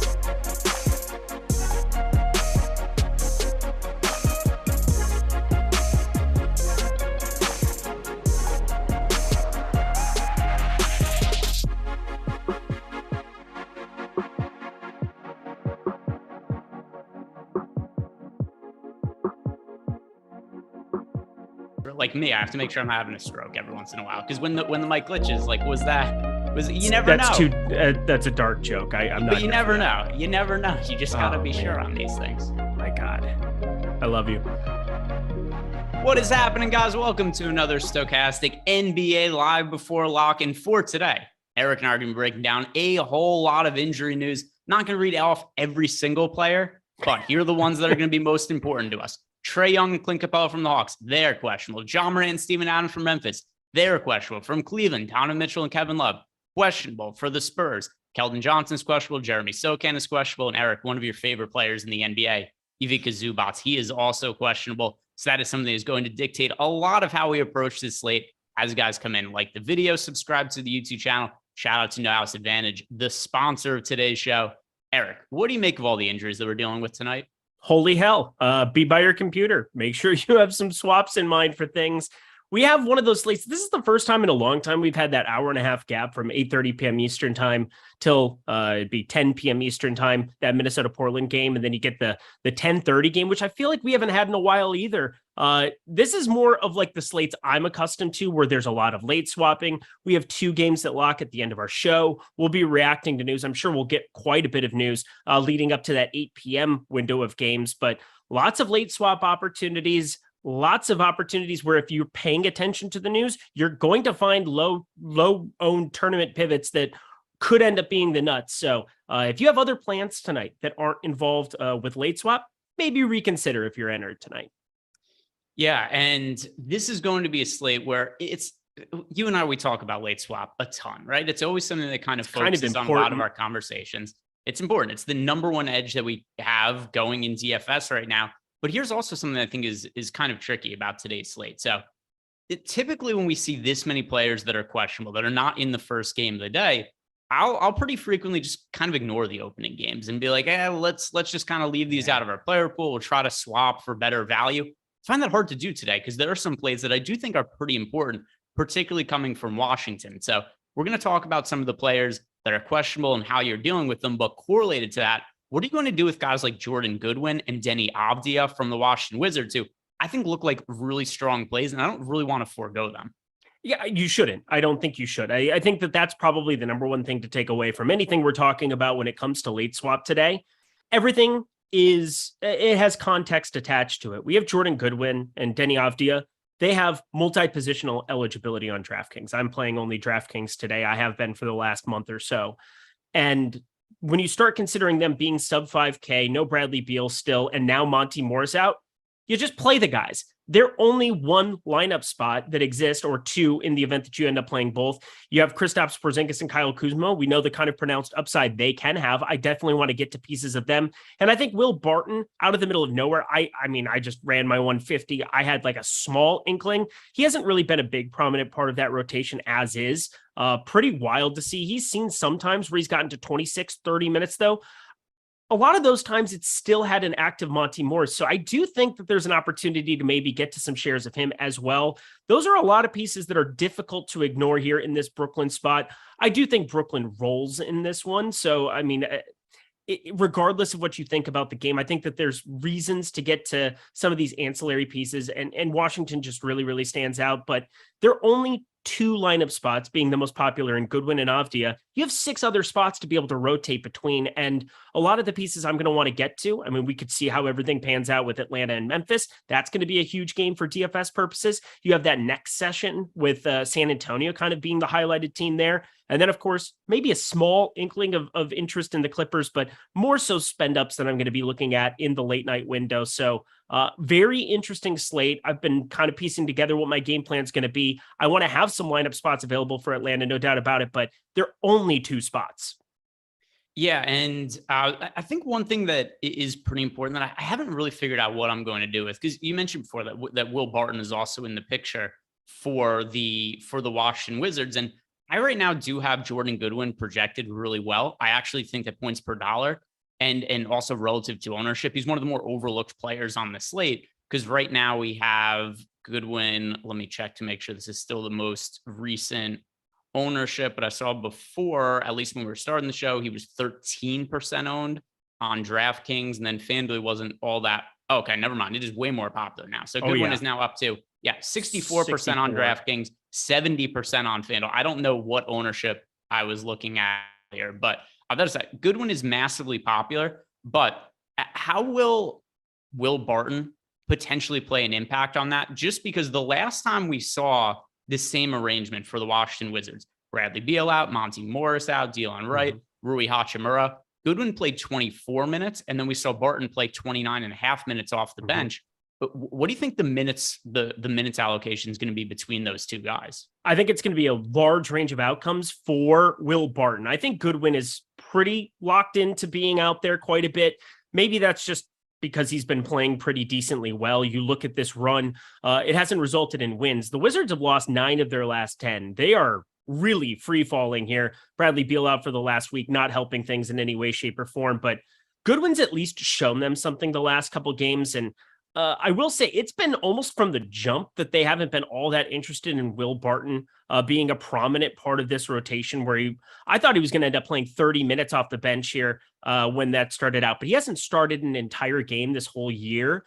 He's had to play well and earn the minutes. So I think Will Barton, the range of outcomes is pretty wide, but I mean, we've got Goodwin starting already. It's official. And I just see no way around it. He's been very good, 34, 38 minutes. It's been a couple days since they played, or 2 days since Saturday it was they played. Jordan Goodwin feels like good chalk, but obviously the ownership is way, way up at this point in time. I still want to be taking those shots on Will Barton in the event that he does play well and can run into more minutes. Yeah, I think the one thing that, at least here's how I view it. Large field tournaments, when I look at Jordan Goodwin, I do think he's maybe going a little bit over-owned, just from the standpoint of the last time we saw Will Barton active and all these players out. Barton did play more minutes than him, and he's just so crazy popular. Sorry, by the way, I misspoke for the ownership was showing up incorrectly in Fantasy Cruncher. So I was looking, I was like, really only 13% Jordan Goodwin? And then I was like, oh no, refresh the numbers. That's not what it is. But yeah, 70% on FanDuel right now and 64% on DraftKings. So Goodwin is currently the chalk of the slate, and then Deni Avdija also being really popular. And by the way, cash games, play both these guys without a doubt. Large field tournaments, still play Goodwin. I am just a little bit lighter on a 64% number on DraftKings and 70% on FanDuel. Is that at least fair to say? So relative to their ownership projections, do you expect that you would be over or underweight to Goodwin on DK and FanDuel? I'm overweight to him on DK. Okay. I have him almost 100%. All right. So what else would change? Like with the news that we have coming up too, other than, of course, John Morant, pretty ridiculous, but I will have 100% Tyus Jones. I think I've made it pretty clear that you should have 100% Tyus Jones almost every single time, unless you have John Morant out for a prolonged amount of time and he ends up 7K. Like Tyus Jones just ends up being an all-in slam dunk smash play. But for the most part, there's not a lot that can change to not have Jordan Goodwin with multi-positional eligibility in nearly every lineup. So let's talk about those other injury situations. Then the big names: Trae Young, John Morant, Donovan Mitchell, Keldon Johnson, Ivica Zubac. Of those players, which one do you think is going to impact your lineups the most if they were to be rolled out? Yeah, I talked about it just a second ago there. John Morant would be all in 100% Tyus Jones, 5,100 on DK. I've done that multiple times this year. Let me just say, multiple times it's worked out. It's just impossible. He plays 36 minutes. He basically just plays John Morant for the day and then gets backed up by, a number of the pieces that can just handle a basketball. They do have Zaire Williams back in the fold. That's another guy in that rotation, but it ends up being kind of like point Dylan Brooks, which is maybe the worst point to ever exist. So 38 minutes, 36 minutes, you'd be looking of Tyus Jones. I would just play him in every single lineup I could, probably 100%. Shouldn't be that difficult considering that game locks at 8 p.m. So the one that would impact the most for me is Trae Young. And it's not because of like what you mentioned before that obviously I would really like Tyus Jones if he was starting at point guard, but I'm currently getting to a lot of Trae Young. I think he's a really good play as of now. Agreed. And that's why not only would there be other value pieces I get from Atlanta if he's ruled out, but I'm also taking him out of the mix. And it would really just change the dynamic of a lot of my lineups. So for that reason, if Trae Young was to be ruled out, it would change a lot for me. And the other thing too is there's no DeJounte Murray for this team either. Mm-hmm. I know I'm already seeing people in chat asking, what do we think about Trent Forrest? Yeah, so Trent Forrest I already think is a pretty solid looking play now, and that would become even more so if Trae Young is to be rolled out, because it's just, where's the usage? Well, it's not just DeJounte Murray. John Collins out too is just gigantic. And Capella's questionable. So and to me also, if Trae Young doesn't play, you might as well rule out Clint Capella. Just sit everybody. But I mean, just sit everybody for the game. Why not? Yeah, I was going through it a little bit earlier, but with DeJounte Murray off the floor this season, Trae Young's usage goes up to 41.8%. It's absurd. With John Collins off the floor, along with DeJounte Murray, up to 42.7%. So we're talking about every shot attempt you could possibly imagine under God's green earth, and Bogdan Bogdanovic off the floor, who's been somebody that just already in this short amount of time that he's been back has really ate up some usage. 28.5% in those 36 minutes against Chicago, 23.9, 31.2. The guy likes to chuck too. So all systems go. Trae Young would probably be my highest owned spend up if that news breaks the right way. Yeah. And didn't even mention, that Bogdanovic is out as well. They're just being a little bit cautious bringing him back from that offseason knee surgery, but he's started to look more like himself as of late. But still, I don't think they want to be playing back-to-backs in massive minutes every day. And then as far as value options go, Trent Forrest, a couple points here. Number one, what do you make of him as things stand now? And then what would you make of him if we were to see Trae Young get ruled out as well? Oh, I'm in shambles after yesterday. I got to, he was like 5%, and I got to all of him. That didn't go well. I thought it was going to smash. He played 34 minutes in that start. He had an 8% usage rate. I don't understand. And it ended up putting up less than 20. Was it apocalyptic? No, but I thought I was going to get paid on that slate. Didn't end up working out that way. I think he would just be a great play again. Yeah, let me look at the numbers Trent Forrest had, because he made a handful of starts last year, did he not? It was a different team, but different team entirely. I mean, obviously no DeJounte Murray. He had 2 starts starting back in. Let's see. He had a number of starts actually. He played some large minute allotments. I know that he had like 36, 39 minutes in some spots without Trae Young. No, but Trent Forrest wasn't on the Hawks last year. That's not what I meant. What's his face? But Utah, thing, right? Yes, but the thing to me that would kind of be relevant is some of those starts he made last year is when everybody was out for Utah. So we've kind of seen him in these situations where it's like, hey, everybody's out for the team. Trent Forrest just gets thrown to the wolves, but like, hey, just go play basketball and see what happens. And so you look at the numbers for Trent Forrest last year, right around 30 minutes per game as a starter. Here's one thing that's kind of alarming. The same usage issues. So he actually shot 61% from the field as a starter last year, but only averaged 9 points per game because he averaged 6 shots. So it does seem like there's a chance the usage is just insanely low for this guy when he's thrust into a starting lineup. But even with that said, he's so cheap across DraftKings and FanDuel that if you're giving him 32, 34 minutes, it would be pretty hard to not expect him to at least score low 20s fantasy points, which would make him a good value play. So Trent Forrest, somebody that I'm going to be getting to as well. Yep. Does he suck? Yeah, most likely, but I think the price point kind of offsets it. I will say, I mean, he was awesome. If you ever watch, I mean, I watch a lot of ACC basketball because I grew up a Duke fan. At Florida State, he was on the all defensive ACC team. He can play some basketball, but just more defensive stats, things that he can pick up here and there. For me, it's just like, who else plays the minutes? Aaron Holiday really sucks. Like, confirmed sucks. So Trent Forrest, I would feel a lot better. 3,100. Also the shooting guard small forward on DK. He would just be a guy I got to an unbelievable amount. I'm already getting to a little bit. So there you go. Just as the field is 33%. I do expect him to be through the roof if we don't have Trae Young out there.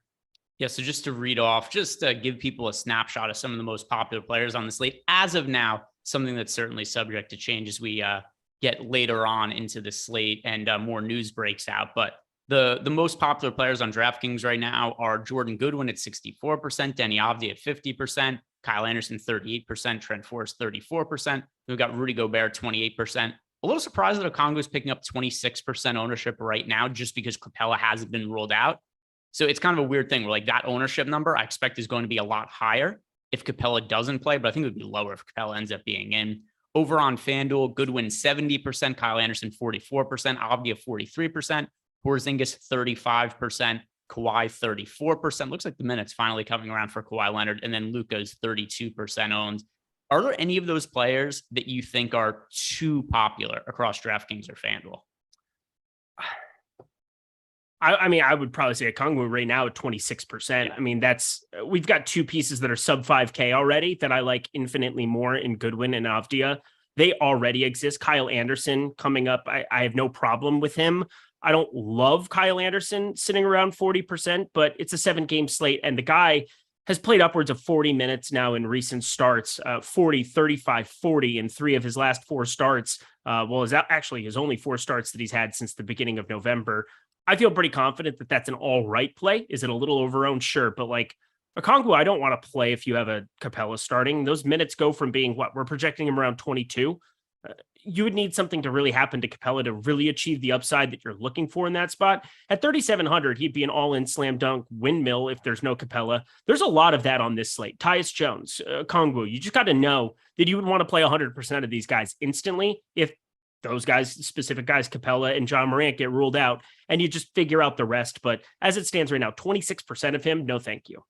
Totally agree. And I'm confused by it. I don't have Okongwu projected particularly well. It's an optimizer thing, because if you group it by value and you just go to the center position, he projects out so much better than any center by the quote unquote 6x projection that he has next to Rudy Gobert. But I don't really give a shit about stuff like that, especially when there's already 2 really good values and we could have more.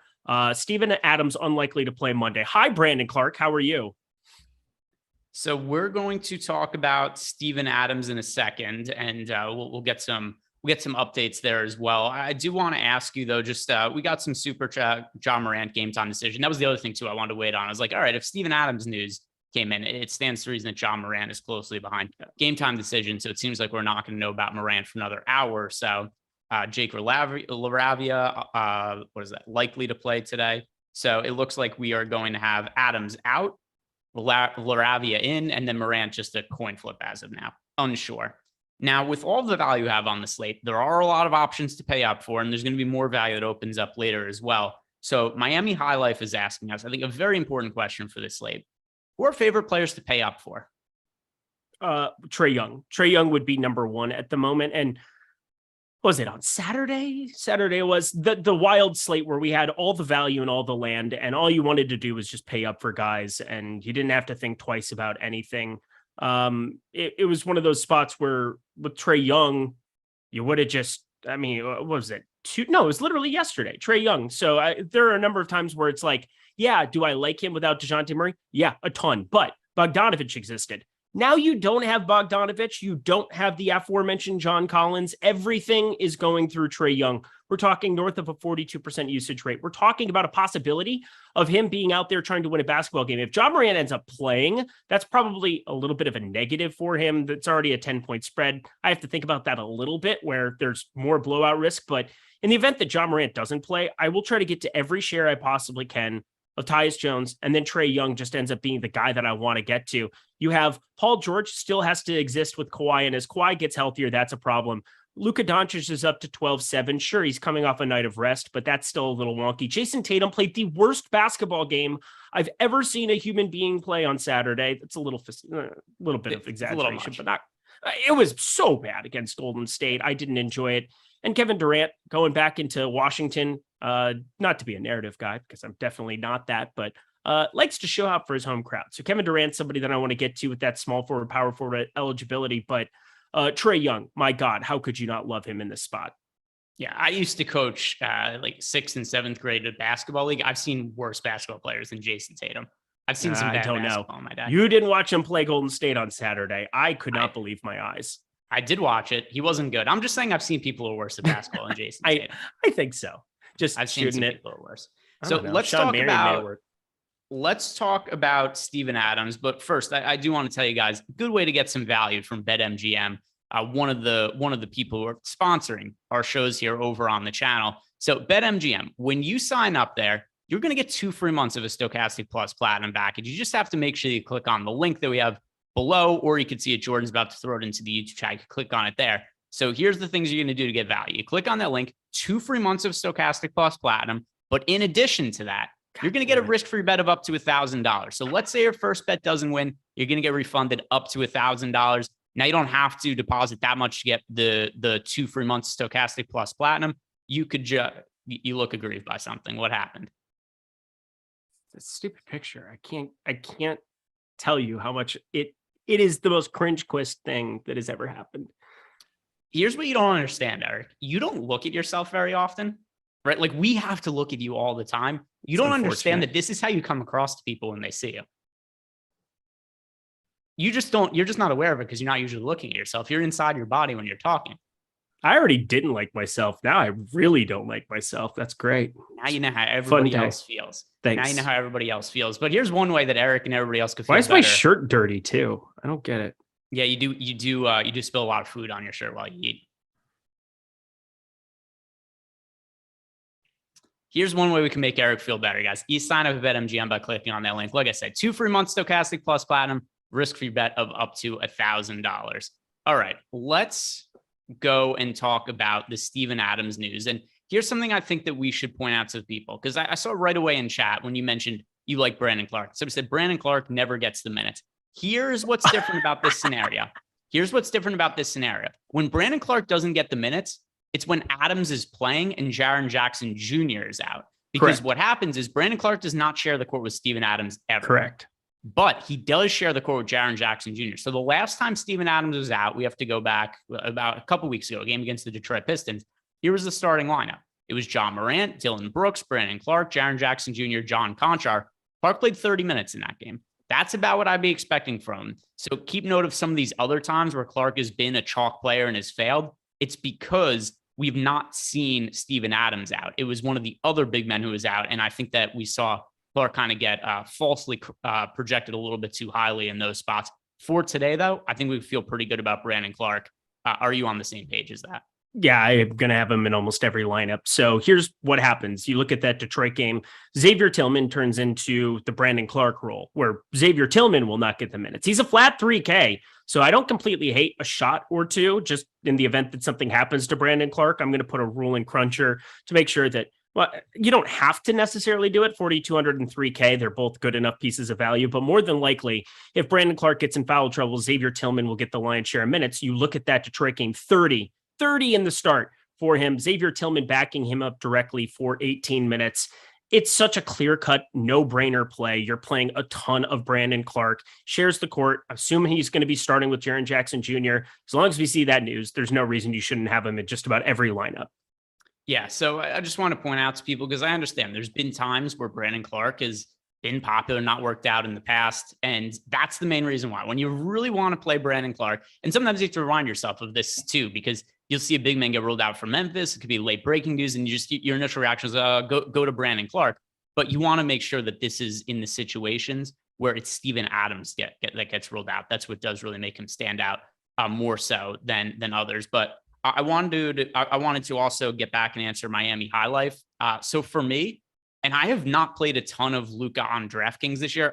FanDuel, he typically looks like a much better play. For today, though, there's so much value that's become available for us that there's just not a lot of opportunity cost to paying up for Luka. So some of these other slates where Luka's $13,000, 12.8 like he is on DK, you kind of find it difficult to find the salary to get up to him. It's just not the case today. So Luka's going to be my most rostered pay up option. He's mine now too. Again, what happened when I just put Brandon Clarke in for 30 minutes, which is, I think, the right 28 or 30 minutes, whichever one you want to go with. If you want to underproject it a tiny bit, 28 to not get an infinity of him like me, go ahead.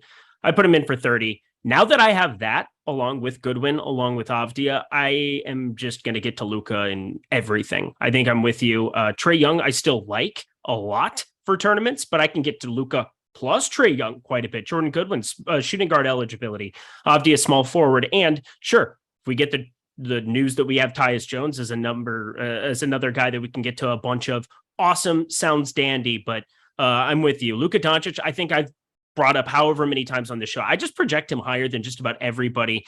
Even alongside Tim Hardaway Jr., the usage has stayed in that 36% range. That makes me pretty excited going along here. 1.7 fantasy point per minute guy. Him and Giannis, they are 1-2 in that regard every single year. Joel Embiid kind of mixing himself to the top of fantasy point per minute guys too over the course of the last year and a half. But my dear God, I project him for 66. Why would I not play him in just about everything too? All right. So we've got some super chats here, and one of them doesn't have a question. So it was from Get Buckets. Get Buckets, you don't have to leave us another super chat. Jimmy Buckets. What's that? Your boy. That's your boy. Get Buckets? Jimmy Buckets. Let's go. No, Get Buckets. Get Buckets. Okay. Different. I just saw the Jimmy Butler news. He's available to play. So there's that. Yeah. He's in the starting lineup. Yeah. Softest man in the NBA. But Get Buckets. If you have a question, just throw it into YouTube chat and let me see if anything came up. Oh, there we go. Okay, I found it. So he asked about Goodwin. So my filler arc wants to know SGA, Lillard, or Halliburton for a last man in. SGA, Lillard, or Halliburton. I mean, Halliburton with the 50% assist rate he's had, he's John Stockton, but also has a usage rate and can do he's just so damn good. I love Tyrese Halliburton. I think the all-encompassing upside he has there. Damian Lillard has just like assumed all of the usage, even alongside Anthony Simons. Simon basically just goes back to the ancillary role when Damian Lillard is healthy here. And I like what that ceiling can be. SGA, we've obviously seen the ceiling too, but I'm going to go Halliburton.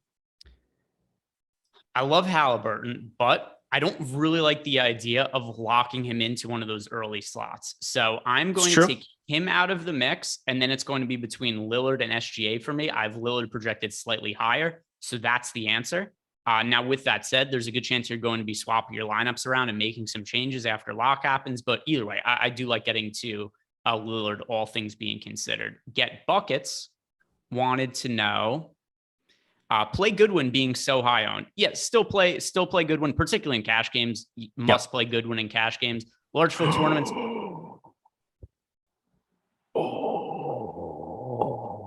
Let's go. Let's have a slate. Or did something else happen? Hulk slam. Trae Young out. I already projected him out, so I don't have to change anything. All right, so we're gonna talk about that in a second. That was a very odd response to that. But first, Get Buckets. Play Goodwin being so high owned. Yeah, still play Goodwin. Depending how many lineups you're playing. For me, if you're playing 150 lineups, I would be a little bit under weight to that current projected number. But both Eric and I are both going to be playing Goodwin, even with the highly projected ownership. I still think he's somebody who's worth getting to. Let's see. Next super chat was from Claw. Best utility on DK, 54 and under for double ups. 54 and under. 5,400 on DK, you said? FanDuel? Yeah, because you said DK. utility spot. I mean, everybody 54 and under. Kyle Anderson would be right there on the doorstep, but I project Avdia better. I project Goodwin better. I project Clark better. I have them all more than I have Kyle Anderson. So it's weird. Just in terms of closest to salary, I'd go Anderson. Yes. And I assume he probably already is Goodwin and Avdia in that cash lineup. I would think so. So I think Kyle Anderson is the correct answer there. Michael McKinney wants to know his typical question. And then we're going to talk about the Trae Young news right after that. I just want to make sure that we are caught up on Alexander. You can have multiple things where you have it set up. I can literally step away from my computer. I said Trae Young would be my highest owned if he played. I would have loved him, but I already took him out and I don't have to change anything. So thank God. Look at the brain on this guy. All right. So smart. Thank you for letting me know 3 times though. That's amazing. You are awesome. Way to go, pal. Thank you. All right. So Michael McKinney super chat. He wants to know who are the 5 must plays in FanDuel cash. And then we'll do a Hawks roundup after this. But I want to make sure that we answer these super chats. We don't have a bunch of them outstanding. I have to circle back on later. But 5 must plays now for FanDuel cash. So the dynamic does change a little bit with the Trae Young news. Mm-hmm. But I have to say, for starters, I still think we're playing Goodwin in cash. I think that's kind of a no-brainer there. And then with all the value that's opening up, even more so, Luka in cash all day. 100%. Kawhi Leonard, that's another one. Kawhi, reasonably priced on FanDuel at $6,300. And the minutes seem pretty decent for him now, 30 minutes in back-to-back games. So I'm going to say those 3. Who are you going to add as your other 2 must-plays in FanDuel cash games? Looking over at FanDuel, I'm going to put, you said Goodwin, Kawhi, and Doncic. Trent Forrest is 3,800. You're playing him now with no Trae Young. You're just playing Trent Forrest. So we'll put him into the mix. 3,800. It gives you all the money to spend and all the land anywhere else you want. And then I will say, I want to play Okongwu if there's no Clint Capella. He's going to be somebody that I'm waiting on there. Just have on your radar him. Like I would make sure that no matter what, he would be somebody that I would want to play in my center spot there. Even a 5K Brandon Clark, I don't completely think you should be disregarding in any way, shape, or form. It's not as appealing as it might be other spots. I see Kyle Anderson slightly higher projected here in Stokastic, but I would put Okongwu in there in the event that Clint Capella doesn't play. And now without Trae Young, I'm leaning on having Clint Capella out. I don't know what to make of that. I already took him out. So again, I just thought on the back-to-back they would rest everybody here and it would just be scrubs, but we'll see. Still some time, but Okongwu would definitely be the center I would want on FanDuel. So not that this is anything definitive, I would actually think Capella's probably a little more likely to play than sit at this point, just because they've already ruled all these guys out in advance. If they know for sure Capella isn't playing, you would have already ruled him out by now. So what I actually think is happening here is he's dealing with an actual injury and they're going to have him warm up and see how he feels. And I think that if he was 100% out, I think they already would have ruled him out. So I'm going to say Capella probably 50-50. Going to be leaving him in for now. Because, what are you doing with his projection? Because I'm not really changing a whole heck of a lot in terms of usage. It just feels weird to not do that. If I put him back in here, if I just click him in, like, are you going to change anything in the absence of Trae Young? It feels weird not to, but I'm currently not going to. So let's look at his numbers this year, and who knows how many minutes this even is that he's played without Collins, Capella, and Trae Young on the court. How many minutes have we gotten from Capella in those situations, and what is his? And no DeJounte, and no Collins. Yeah. It's a lot of guys out, so it's hard to think. At the very least, this has to help his rebounding. All right, so taking Trae Young, DeJounte Murray. This is a wild slate now. And John Collins off the court. And Greg out here telling you cold hard facts. I love it. Why would I want somebody on a show that just agreed with everything that I said? That would be pointless. Well, here's going to be the issue. Guess how many minutes Capella has played this year with Murray, Collins, and Trae Young off the court. He's played 3/10. He's played 3/10 of a minute. It's incredible. So for what it's worth, he does have 100% usage rate in that playing time. But he had the one shot attempt. Yeah, but he also missed it, so he scored 0 fantasy points. So it's really hard to draw any conclusions from that. I'm just going to take a leap of faith and assume that this would benefit Capella a little bit, at the very least, just the rebound rate with John Collins being out. So I will really like getting to Clint Capella. I think this is probably the fun way to do this, and not to like take over and hijack and host it, but like, who are the plays that you're not willing to part without from the first 2 games? We talked about Goodwin and Avdia. Is there anybody else that you just absolutely have to play? No, it's only those 2. Well, it depends on site also. For FanDuel, I would say Porzingis, but not on DraftKings. Correct. I have 5% of him on DraftKings, and he's like 20+%. Mainly because I want every center spot to go to Okongwu. And then if I have to play Capella as a tournament option, whoop-de-doo, I have to play Capella, and I'm going to feel fantastic about it.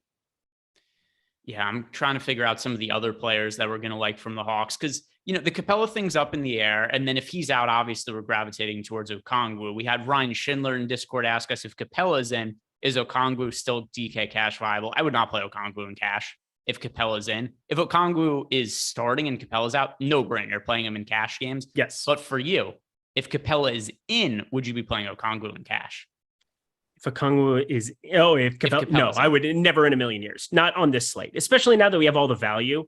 I think you would just automatically click on like near highest projected. But I mean, Rudy Gobert would be your cash game center if Capella gets ruled in. I would play Capella in tournaments. That is what it is. But Brandon Clark, you're playing a power forward. You're playing Avdia and Goodwin, probably shooting guard, small forward. You're getting to Luka at a point guard spot. You're going to wait for Tyus Jones news, and you're going to play AJ Griffin or you're just going to play AJ Griffin or why am I blanking on it? Trent Forrest, the guy we've been talking about forever. Yeah. So that would be your other value piece. I literally just built your lineup for you. Okay. So I am running lineups now for the Hawks news. Oh, I need to actually amend something too. Kristaps Porzingis, just in terms of raw projection, he's somebody that I think you don't want to be parting without. I was getting 5% here because I just jammed Luka, and it was kind of affecting a little bit. If you get Capella in, I don't want to pass on a guy that I'm projecting for the most at center by 6 points. At Stokastic, we have him here almost 8.5 points higher than Bam Adebayo. I wouldn't want to be bypassing that kind of a player at the center position in the early window. Yeah, no, I think it's more so on FanDuel than DraftKings, but he's still somebody I think should be in the mix. Like this is not one of the spots where I would take the games out entirely, which I do a lot for these kind of situations. I would be taking out the Pacers Heat game. I would be taking out the Wizards Brooklyn game just because I want to keep those roster spots open, but there's too much value in the earlier spots. And by the way, I just reran my lineups. I'm getting to so many Hawks now. So many Hawks. Trent Forrest, Jalen Johnson, AJ Griffin, DeAndre Hunter, and Clint Capella to a lesser extent as well. I'm actually going to up Clint Capella I don't even know what I'm going to do with that yet. All I'm doing is making sure that I have nobody except for Tyrese Halliburton from Indiana, because again, we have 19 minutes. I have one share of Tyler here. I'll live with that. That's okay. Jimmy Bucket's your absolute favorite guy. I have 2% of as well. And then Bam, I think I can't bypass Bam entirely, even though I just got 4%. That's not very much at all. Happy to go with that game. I'm just kind of going game by game and making sure Durant and Kyrie, Kristaps Porzingis, Kuzma, those are okay, guys, if you want to get into a couple lineups. But yeah, we have unlimited value now. Yeah, and with that being the case, once again, I just get to so much Luka today because as these stars get ruled out, a couple things happen. Number one, more value opens up, but then number two, there's one less player to pay up for, and it just Luka becomes more and more of a no-brainer. So Luka's going to end up being my most rostered player on the slate just because there's nowhere else I'm spending all this excess salary on. Well, and he can put up 58 and be optimal. Yeah, that's true. That's like true as well. Floor, his floor of 50 isn't going to burn you. And his ceiling of 80 is going to be a must-have. He should be in way more lineups than you probably think at this point. Vinny C is asking us, he left us a super chat. Last player included in the early games and first player excluded from late games. Okay, let me try to read this one more time. Last player included in the early games. I guess that's Porzingis. Last game included? last player included in the early games. So like, who's the player you like, if I'm understanding this correctly, who's the player you like the least from the early games that you're most willing to roster? Kyle Kuzma. Okay. I guess Porzingis for me on DraftKings at 9,500. Yeah. And on FanDuel, I guess I'll say Halliburton. And then first player excluded from the late games, nobody. What happened to your Avdia and Goodwin exposure? It went down a little bit, but like not anything insane. My Goodwin went way down. And just getting to more Hawks guys. Yeah, all Hawks. And then obviously it would become 100% Tyus Jones if we don't have Ja Morant. That is actually one thing I'm a little bit concerned with now. Is I don't want the roster spots going to Goodwin. It's really hard. Again, this is we're talking through it in a very different way. Again, we have 16 minutes, but this is a slate that you don't run into very often because Tyus Jones is my absolute favorite tournament play. If that news comes out, anytime after Goodwin locks, I want to see what Goodwin's ownership ends up being. But like, I think 65% Goodwin is wrong now. I think it's just a very incorrect bad play relative to what Tyus Jones would be, who I would like. I would project Tyus Jones for 8 more fantasy points than I currently project Jordan Goodwin for. I would project your favorite guy, Dylan Brooks, would be one of my favorite tournament plays on the entire slate. I would just have an unbelievable amount in that mid-range at 6,600. It's just, I'm really chopping up. I'm going to have a very uncomfortable day, I think, because right now, when I just updated everything, Avdia went down to 30% for me, which I'm okay with. But Jordan Goodwin went down to 15% when I take Ja Morant off the floor. So are you building your lineups right now? Just assuming I was trying to do one set of both, so I have a CSV that I can upload in like 1 minute if I need to. I'm just building out one set of lineups one way and one set another way. One where I just have the Tyus Jones play in. But like Brandon Clark, I like better than I like both of those pieces from Washington. He has power forward center eligibility. He's primarily showing up at power forward. But I don't find Avdia and Goodwin as good as they've been. I think I'm happy getting to a little bit more of Avdia because of the shooting guard small forward, power forward eligibility than I am to Goodwin.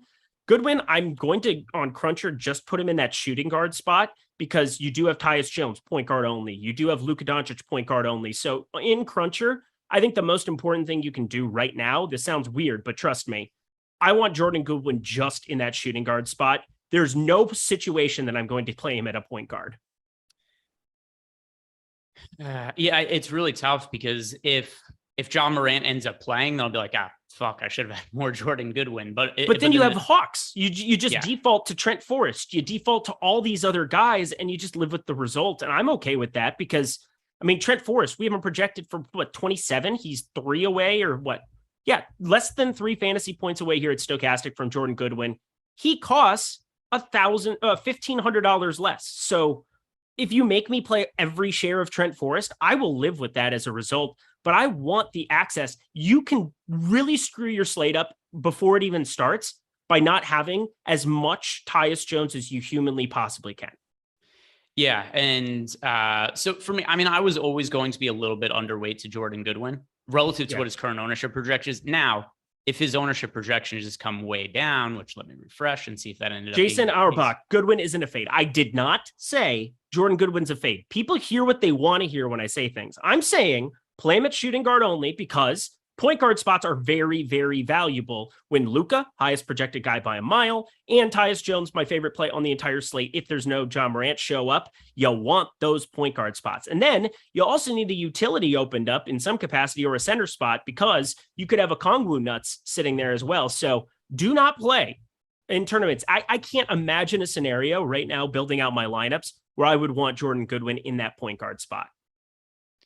Yeah. So, I mean, the situation where you would want him is it, at least if Ja Morant is playing and then Tyus Jones is an option, but we don't know that for sure. We're kind of making an assumption.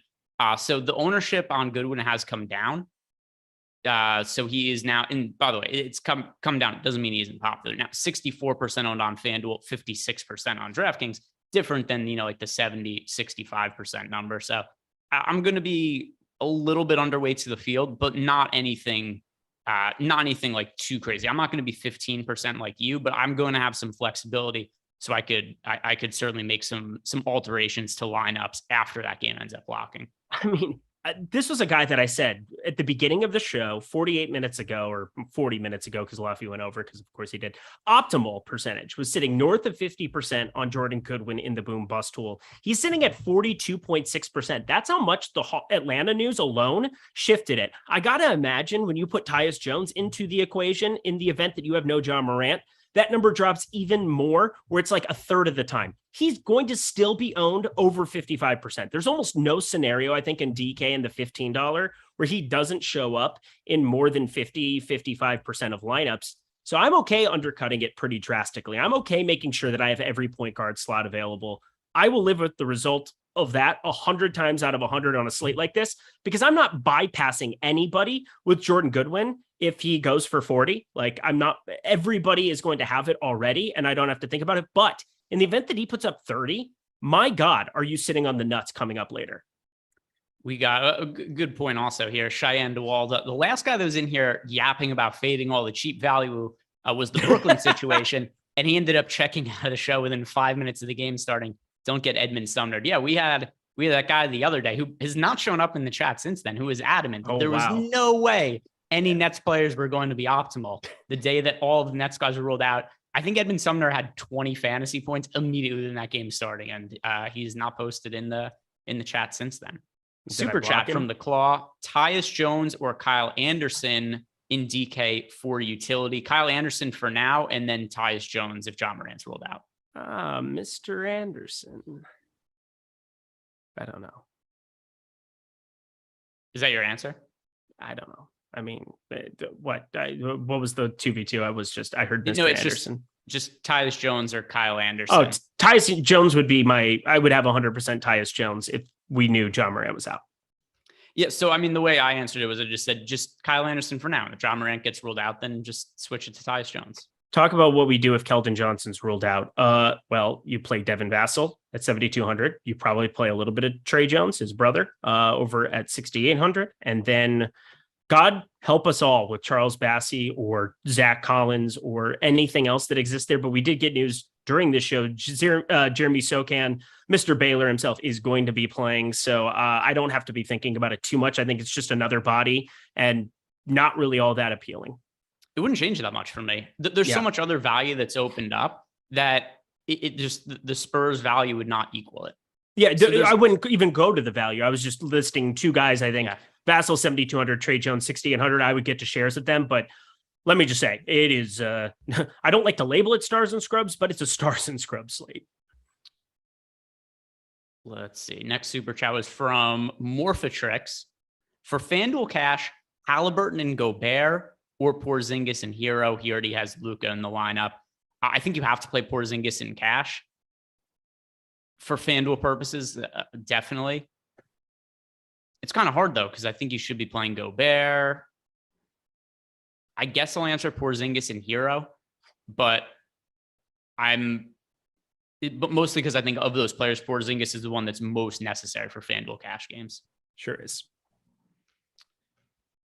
I would think about Porzingis it's hard to say it on DK right now because that salary is so much more expensive. You can find another way to get to spend up.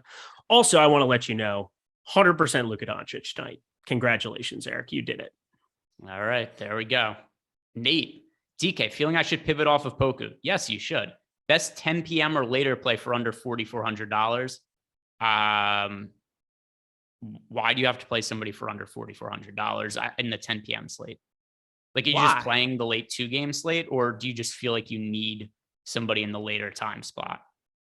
Because you don't. You don't. Let's see. I'm going to assume that he is playing. Well, no, that doesn't make sense either, because it can't be that he's playing the late slate because he said Pokashevsky, which would not be from one of the later games. I didn't even know Oklahoma City was on this slate. I'm not going to lie. I completely forgot they were. Other than Shea, who we talked about, and they're there. I can't imagine a scenario that I get to another Oklahoma City player in a million years on this slate. The player I've don't play anybody for $4,400 or less. That's a 10 p.m. game. The one I've projected the best is Jaden McDaniels. Nowhere near as good of a play as the other guys we've talked about so far. Facts. We are sponsored by No House Advantage today. If you guys haven't signed up at NHA, you're going to use our link, and then you get up to a $50 bonus on your first deposit. But also, if you're in a state that doesn't have legal sports betting, there's good news, because No House Advantage probably has you covered, because they have props you can play against the house. So got projections you could use over on Stokastic to help you find some of the most profitable player props over at No House Advantage. Just make sure when you sign up, you click on our link so you get credited with that $50 bonus when you first sign up. Eric, how are you doing on your lineups right now? I'm good. I will say something that's changed my opinion a little bit of, because again, I this is the first time that I had ran everything where I got everything updated the way I wanted to in the event. Again, this is in the event that Ja Morant is out. I have that CSV done. Now I'm doing one where Ja Morant would be in, just to kind of compare and see what the differences would be. I don't think Porzingis is as necessary. I am going to be undercutting him under 20%. And I don't think you should play him in cash on DK purely because Brandon Clark, you can play him at a center spot. I would have him probably in the center spot and be eating it up there. And I would just find a pay up coming up in the later windows. You have guard forward. I would keep those open. Those are more valuable to be able to adjust and do things with. I don't think playing a Porzingis against Brooklyn here is that big of a must there, considering the multi-positional eligibility. So I was saying before, I was thinking Clark would be a guy you would have to have at power forward there. I kind of amend that a little bit. I just want more exposure later. I would probably just keep him in the center spot and move along with my day. Clark is in my highest projected lineup for what it's worth, but it's not like he's an all-in play for me or anything. Yeah, but I'm saying I had then Kristaps. It's amazing how things just are constantly changing with what would possibly happen. Because I would want a lot of Porzingis if I knew Ja Morant was playing. I would want almost none if I knew that he wasn't. It's just more opportunity to spend, get to the Dillon Brooks, God forbid. I do think he ends up being the guy that, regardless of what happens, he ends up being the most underowned of those pieces, because he'd just be very difficult to land on. I know everybody has all of the salary and whatever else, but it would just kind of be a weird lineup spot. Anybody in the mid-range is just kind of off in terms of what the builds are for today. So I would try to find paths to get to a little bit of him. And it's just a wild kind of trying to contextualize what's going to happen later. Got a super chat from my fellow arc, Blake Griffin revenge game. Seek help. If you played him, that is the max. You are broken. You're a broken person. FanDuel GPP. Do we need to set a rule in Fantasy Cruncher so Forrest and Goodwin are not in the same lineup? No, you can play both of them. Yeah, play both. All right, let me see to make sure that I answered it. I answered that one. I think I've answered all these, Jordan. I'm very nervous about how much Goodwin. Yeah, no, that was the Poca one we answered. We did that one. Yeah, we're all caught up on super chats. Let's try to. We got 3 minutes left. I'm going to try to answer as many of the questions as we can in the Discord chat, because a bunch just came in. Miami high life. If Jaws rolled out, who will be the best pay up besides Luka of the games that start at 8 or later? Ooh, interesting. 8 or later. Jason Tatum, somebody I have my eye on. I'm boosting him just because he's in that very last game. I don't like Jason Tatum, but if I got stuck with some of him, sweet. My favorite would probably be Damian Lillard. It is. I guess it depends what price point we're considering a pay up, but yeah. Lillard, or actually, that would be Garland for me. We could have Mitchell ruled out. I think Mitchell's going to play, but Garland also. Or Rudy Gobert if we're considering him a pay up, because I'll say Gobert. Okay. Sam Cassell dance. Luka and Lowry, or SGA and Halliburton. I'll say Luka and Lowry just because how much I like Luka, but I'm not really playing Lowry today. T. Lee, favorite play. Let's just go through who we have as our most rostered plays as we head into 1 second. Yeah, as we head into will be lock. ready in 2 seconds. Okay, so I can just read it off then. Okay. For me, at point guard, it's Luka and Goodwin. I still get to a lot of Goodwin, but he's also, very popular. Shooting guard, Trent Forrest for me now. Goodwin also in there. Small forward, Trent Forrest also a small forward eligibility. AJ Griffin, Denny Avdia. Power forward for me, Jalen Johnson, Brandon Clark. Center, Rudy Gobert, Brandon Clark, and then Clint Capella, if he ends up playing, is in that mix for me as well. So I'm doing something risky. This isn't for the faint of heart, but I'm uploading the CSV as if Ja Morant's out. I have Tyus Jones and Luka Doncic at 100%. So best of luck to me. It will be 0% Tyus Jones in the event that does not break my way. So I want to amend that. Then it's Trent Forrest, who's on an island.